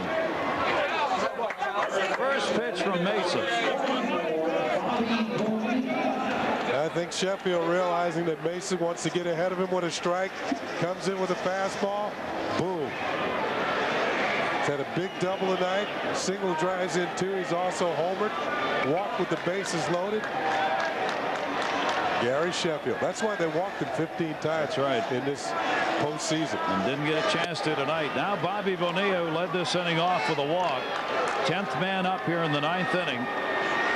A 12-7 lead, 12 runs on 15 hits for the Florida Marlins. Bases with runners at first and second, rather, and Bonilla down the left field line. Bip Roberts playing the other way, a long run. Can't get to it, neither can Matt Williams. A big piece of hitting by Gary Sheffield. Renteria is on at second base now. Sheffield is on at first, 2 away. A huge 2-out bases loaded hit for him. Well, that base hit by Sheffield has sent a lot of these Cleveland fans walking towards the exits. I think those people are frozen in place. Haven't won a World Series since 1948, only 5 times in their long history. They've been involved in a World Series. In this game, their first this year here. Has all gone wrong. She's going to give Dennis Cook a chance to be the winning pitcher in this game, and certainly he deserves that, the work he's done in the postseason for this club. Fastball, Mesa misses down low with it. 1 ball, 2 strikes. We answered that question earlier, how many pitchers do you have on a team? The answer for the Indians right now is not many available. Jeff Juden gets away, can't find it, and the runners will move up. Renteria goes over to third base. Sheffield down to second. That looked like it might be a pass ball. And Lamar seemed to have trouble hanging on here. Well, let's check it. If it's in the dirt, it's a wild pitch. Wild pitch. Yeah, it looked like it bounced. Check it out one more time. Yeah, that's a wild pitch in the dirt, and both runners will move up. Oh, he had a wild pitch today. Got to get that out of the way. Now a big RBI chance here for Bonilla. And he rips that one foul. 3 ball, 2 strike count, 2 down. 18th 3-2 count we've had in this game. Even the players are starting to look tired. Yeah, well, right from the beginning they look cold. 2 to Bonilla. Ground ball, base hit into right field. Sheffield makes the turn. There'll be no play at the plate. A 14-7 lead. And Bonilla comes through with a 2 RBI single as the 10th man up here in the 9th inning. 7 runs have scored in the top of the 9th for the Marlins.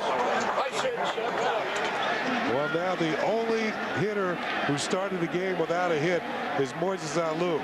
As Bonilla gets a base hit, picks up 2 RBIs. The wild pitch moved an extra runner into scoring position, and Bonilla delivers it. Darren Dalton. A home run, a single. He has scored 3 times in this game, reaching on a couple of walks. Jimmy Leyland's team has battled. They got the early lead in the first inning and lost it in the first inning, tied it in the third, fell behind as Cleveland picked up 5 runs over the 4th and 5th innings and made it a 7-3 game. It is now a 14-7 Florida lead, and the folks head home. Looking for some heat. This has been a nightmare inning for the Indians. I can almost guarantee you this type of inning did not happen to them all season long. Yep. 2-1 pitch hit in the air, deep center field. Grissom over, and he'll haul it in. And a mock cheer here in Cleveland. 7 runs cross the plate in the 9th, with Bobby Bonilla starting it out with a leadoff walk and ending it with a 2 RBI single. Wow, cheering these guys. Bobby Bonilla. Guys limping in the World Series is not a new situation, Ken. Yeah, some of them can be big-time heroes. Kirk Gibson came up with a bum leg against Dennis Eckersley, 1988, and won a ball game at Dodger Stadium. This was his only appearance of the 1988 World Series. Bonilla will play some more in this one, but certainly his bad leg might have come into play in this inning. The top of the 9th inning. A record-tying inning by the Marlins. Indians in the bottom of the 9th with Justice leading it off. 0 for 3 and a walk. Most runs scored in the 9th inning has been tied in World Series history with the 7 here in this game. The New York Yankees and the New York Giants. 7-run 9th inning back in 1936. Again here in 1997. Justice takes it up high, 2-1. Rob Nen on in relief, obviously a non-save situation here for the Marlins closer. Conine's playing at first base as well as a defensive replacement for Darren Dalton. Justice fouls it off on the 2-1 pitch. There were 7 runs in the 9th inning, only 3 earned, 4 hits, 3 errors, and 1 left on. 1936 by the Yankees. Joe DiMaggio's first year in the major leagues. 2 balls, 2 strikes. Fastball by Nen misses. 3-2.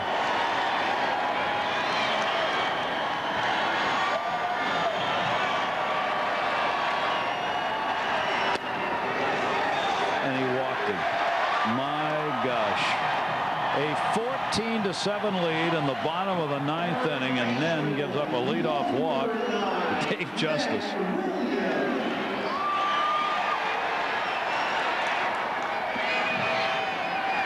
A lot of wiggle room here, though.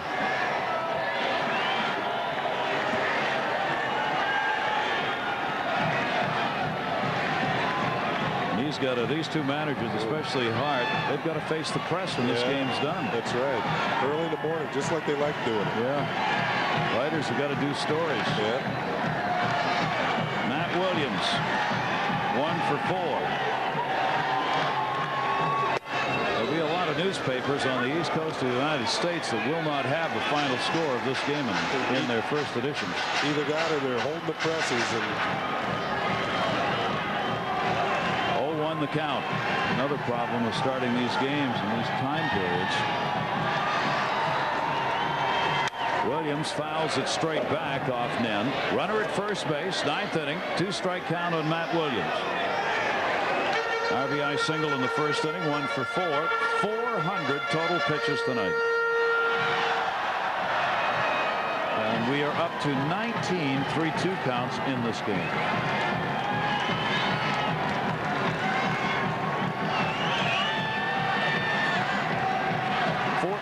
Walks, I think. Swung on and missed. He's gone. Strikeout picked up by Nen. 1 down here in the bottom of the 9th inning. There are 400 total pitches in this game tonight, and nobody has argued with Joe West, the home plate umpire. So I guess he's got most of them right, because Matt Williams chases a high pitch and strikes out. Cowboy Joe West, former quarterback at Elon College in North Carolina. Probably feels like he's been riding the range tonight. He's had to watch all those pitches and make calls on them. Brian Giles comes up as the pinch hitter for Alomar. The left-hander up against Nen. Runner at first base and 1 down. Kenny, a sense of what it's like right now for these Cleveland players who today have got to come back and play another game. Yeah, and you know, right the ship.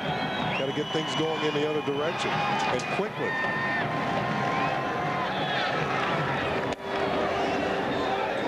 Yeah, you have these games during the regular season, and you just kind of forget about them and say, "Oh, we'll get them tomorrow." Well, in the postseason, you have to get them tomorrow.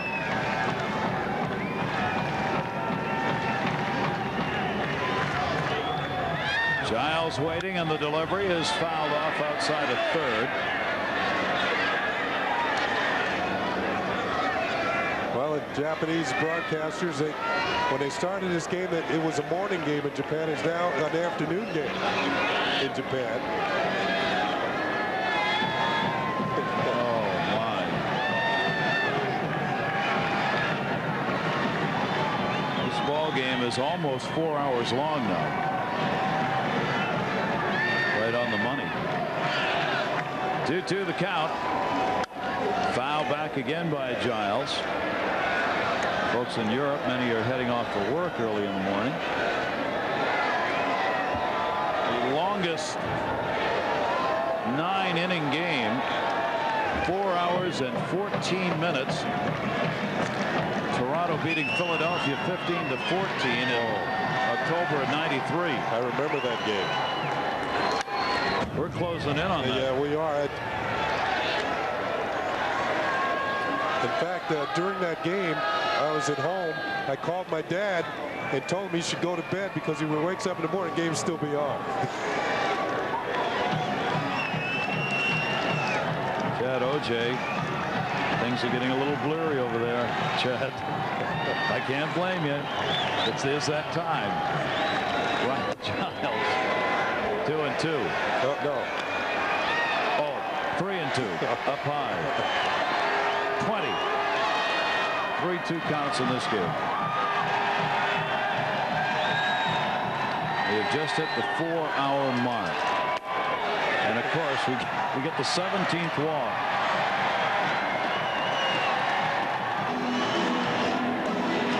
Ned has come in out of the bullpen. There has not been contact. 2 walks and a strikeout.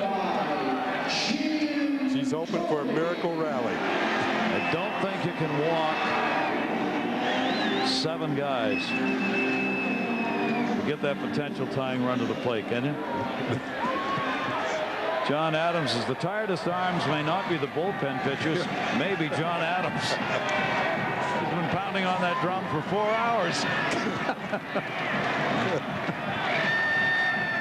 The guy in front of him 5 years ago used to be able to hear.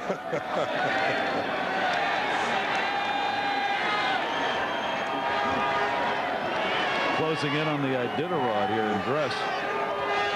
1-0 count on Jim Thome. This has been just an impossible game for players to do what they're supposed to do. That's what it's come down to. And they've just not been able to play this game the way they expect to play it. Pitchers haven't been able to pitch, haven't been able to throw strikes, falling behind on hitters. Hitters have had their hands stung. Keeping it within the league. Another Yankee fan for the Indians. I bet you a few weeks ago that sign would have been held up. You got that right. 1 ball, 1 strike on Jim Thome. 2 on, 1 down, 9th inning.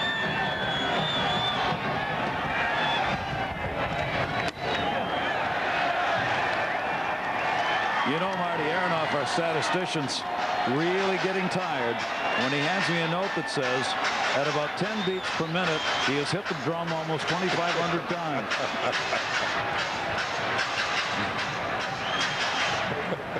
Bobby, go back to third base. 2 ball, 1 strike count.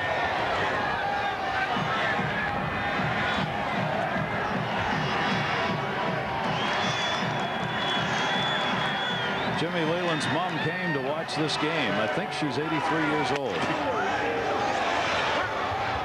Had not seen Jim manage since he left Pittsburgh. In fact, hadn't seen him for a couple of years. She got to sit upstairs in one of the club's boxes. He was very excited about having her here, obviously, and brothers and sisters. Jimmy Leland's first time he ever came to Cleveland to see a ball game, saw a doubleheader against the White Sox. I bet you both games were not as long as this one. You're right.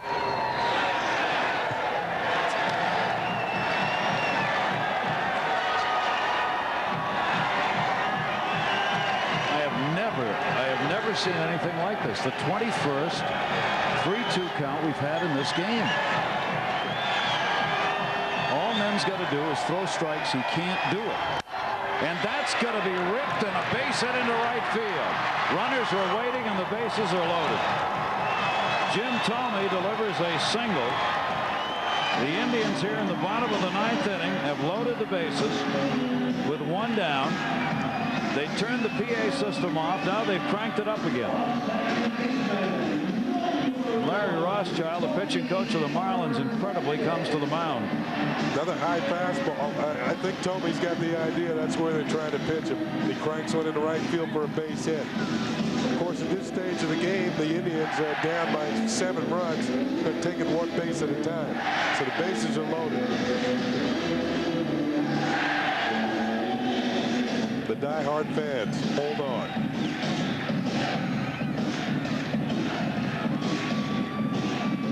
Or maybe they're just trying to keep warm. Either way.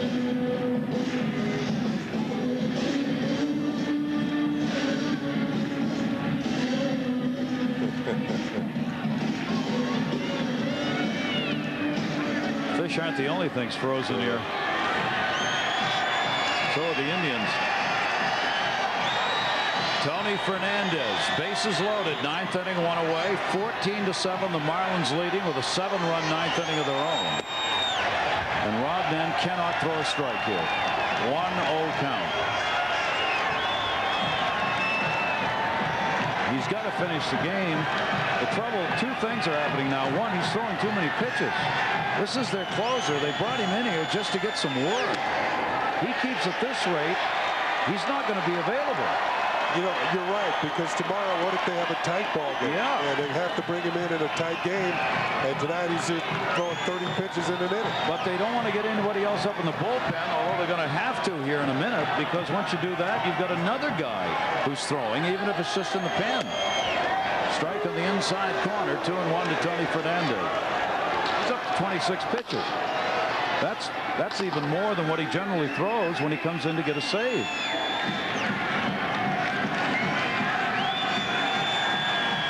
Bases loaded, 2 ball, 1 strike count. Fernandez. Nen on the outside corner, got that one there, 2-2.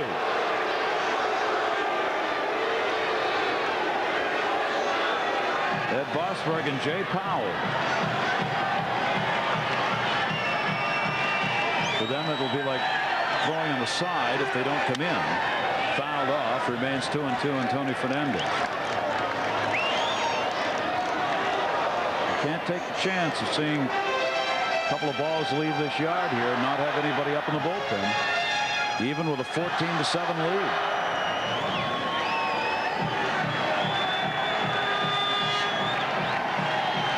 fourth pitcher used by the Marlins. Incredible. Inside on him. He stayed back, and it is 3-2.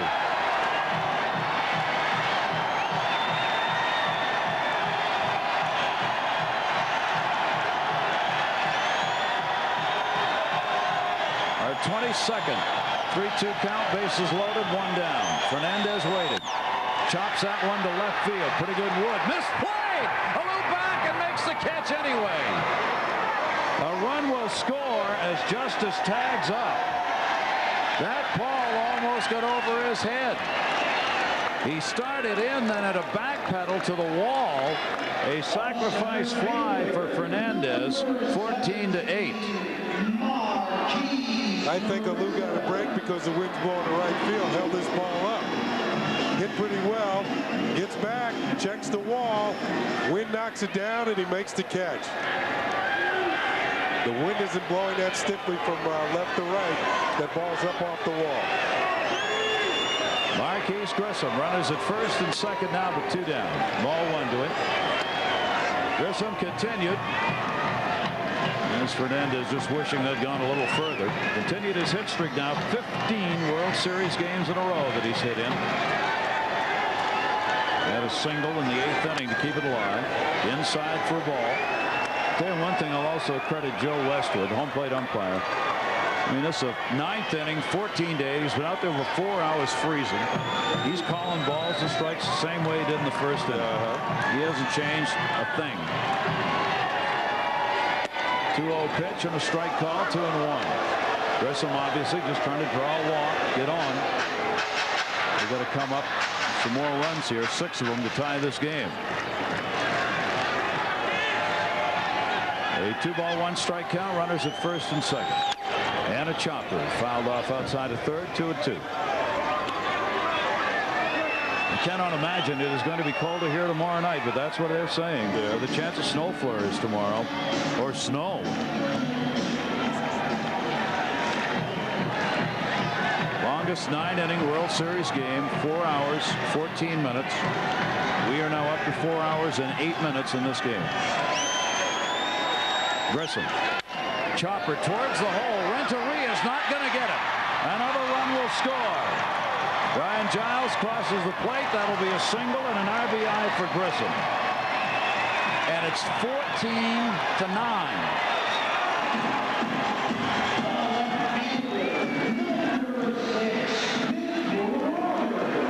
Well, the Indians keep pecking away. They're down to their last out.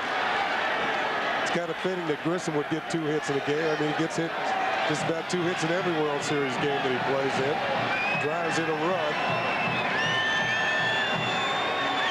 Still 2 down. Bip Roberts, ball 1. This is a nightmare for Nen.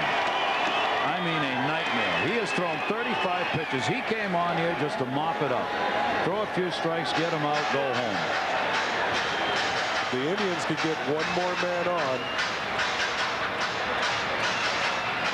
They get a situation, and they get 2 men on, I should say. Roberts keep it going, then Vizquel to get a power hitter to the plate with a chance to tie the game.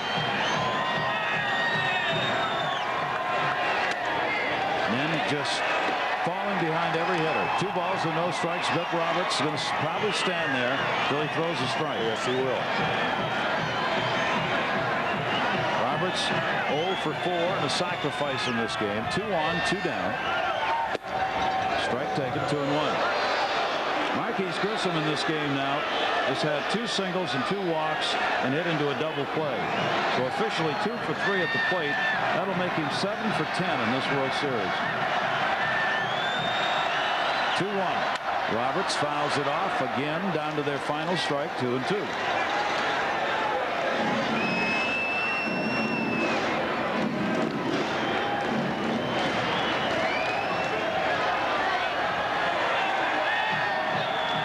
Trying to take a 2-1 lead in this World Series, 1 out away from doing it. 2-2 down the line, foul again. As far as Nen is concerned, you know, Johnson's just put down one finger, just throw fastball. Every pitch has been a fastball. 41 pitches this inning. it might be tough for him to come back tomorrow in a tight game. I agree. 2-2 the count.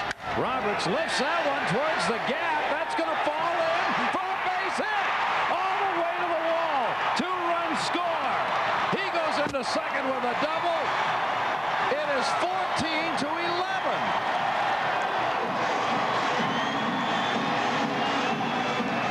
Tommy and Grissom cross the plate. Biff Roberts with a blast in the gap. This game will not die. Biff Roberts getting a pitch he can handle and drives it. Little man showing some power with a gapper to right center. Now, the whole idea is to keep the line moving and give yourself a chance to tie the game. If Vizquel can get on base, they'll bring the tying run to the plate. Nim needs a first strike right here. Omar Vizquel. He got it on the inside corner. Vizquel is the 8th man to hit in this inning. We have now had 11 runs scored in the 9th inning combined. It is 14-11. Still 2 down. Vizquel should be the ball game. Craig Counsell, the throw to first, and it is over. An incredible game finally ends, and the Florida Marlins will take a 2-1 lead in this series. This game is just 2 minutes shy of the longest 9-inning game in World Series history, as it lasted 4 hours and 12 minutes. Dennis looms enormous. An amazing contest here, as evidenced by the final line in this game. We had a total of 5 home runs in this one, and we'll be back here today, 8 o'clock Eastern Time tonight. The 2 rookie pitchers will be going against one another. We had blasts in this ball game that left the yard. Gary Sheffield, a 5 RBI game, including a home run in the first inning. Jim Thome picking up his 2nd postseason home run. That came in the 5th. A 2-run shot. The Indians went on top 7-3. 6 errors were committed in this game. Bobby Bonilla had 2 of them down there at third base, then redeemed himself on this magnificent stop that cut an inning out. Sheffield with that big grab that prevented at least an extra base hit. Bonilla kicked off the 9th inning with a walk. They would pick up 7 runs on 4 hits, and this ball game is over. We will see you later tonight.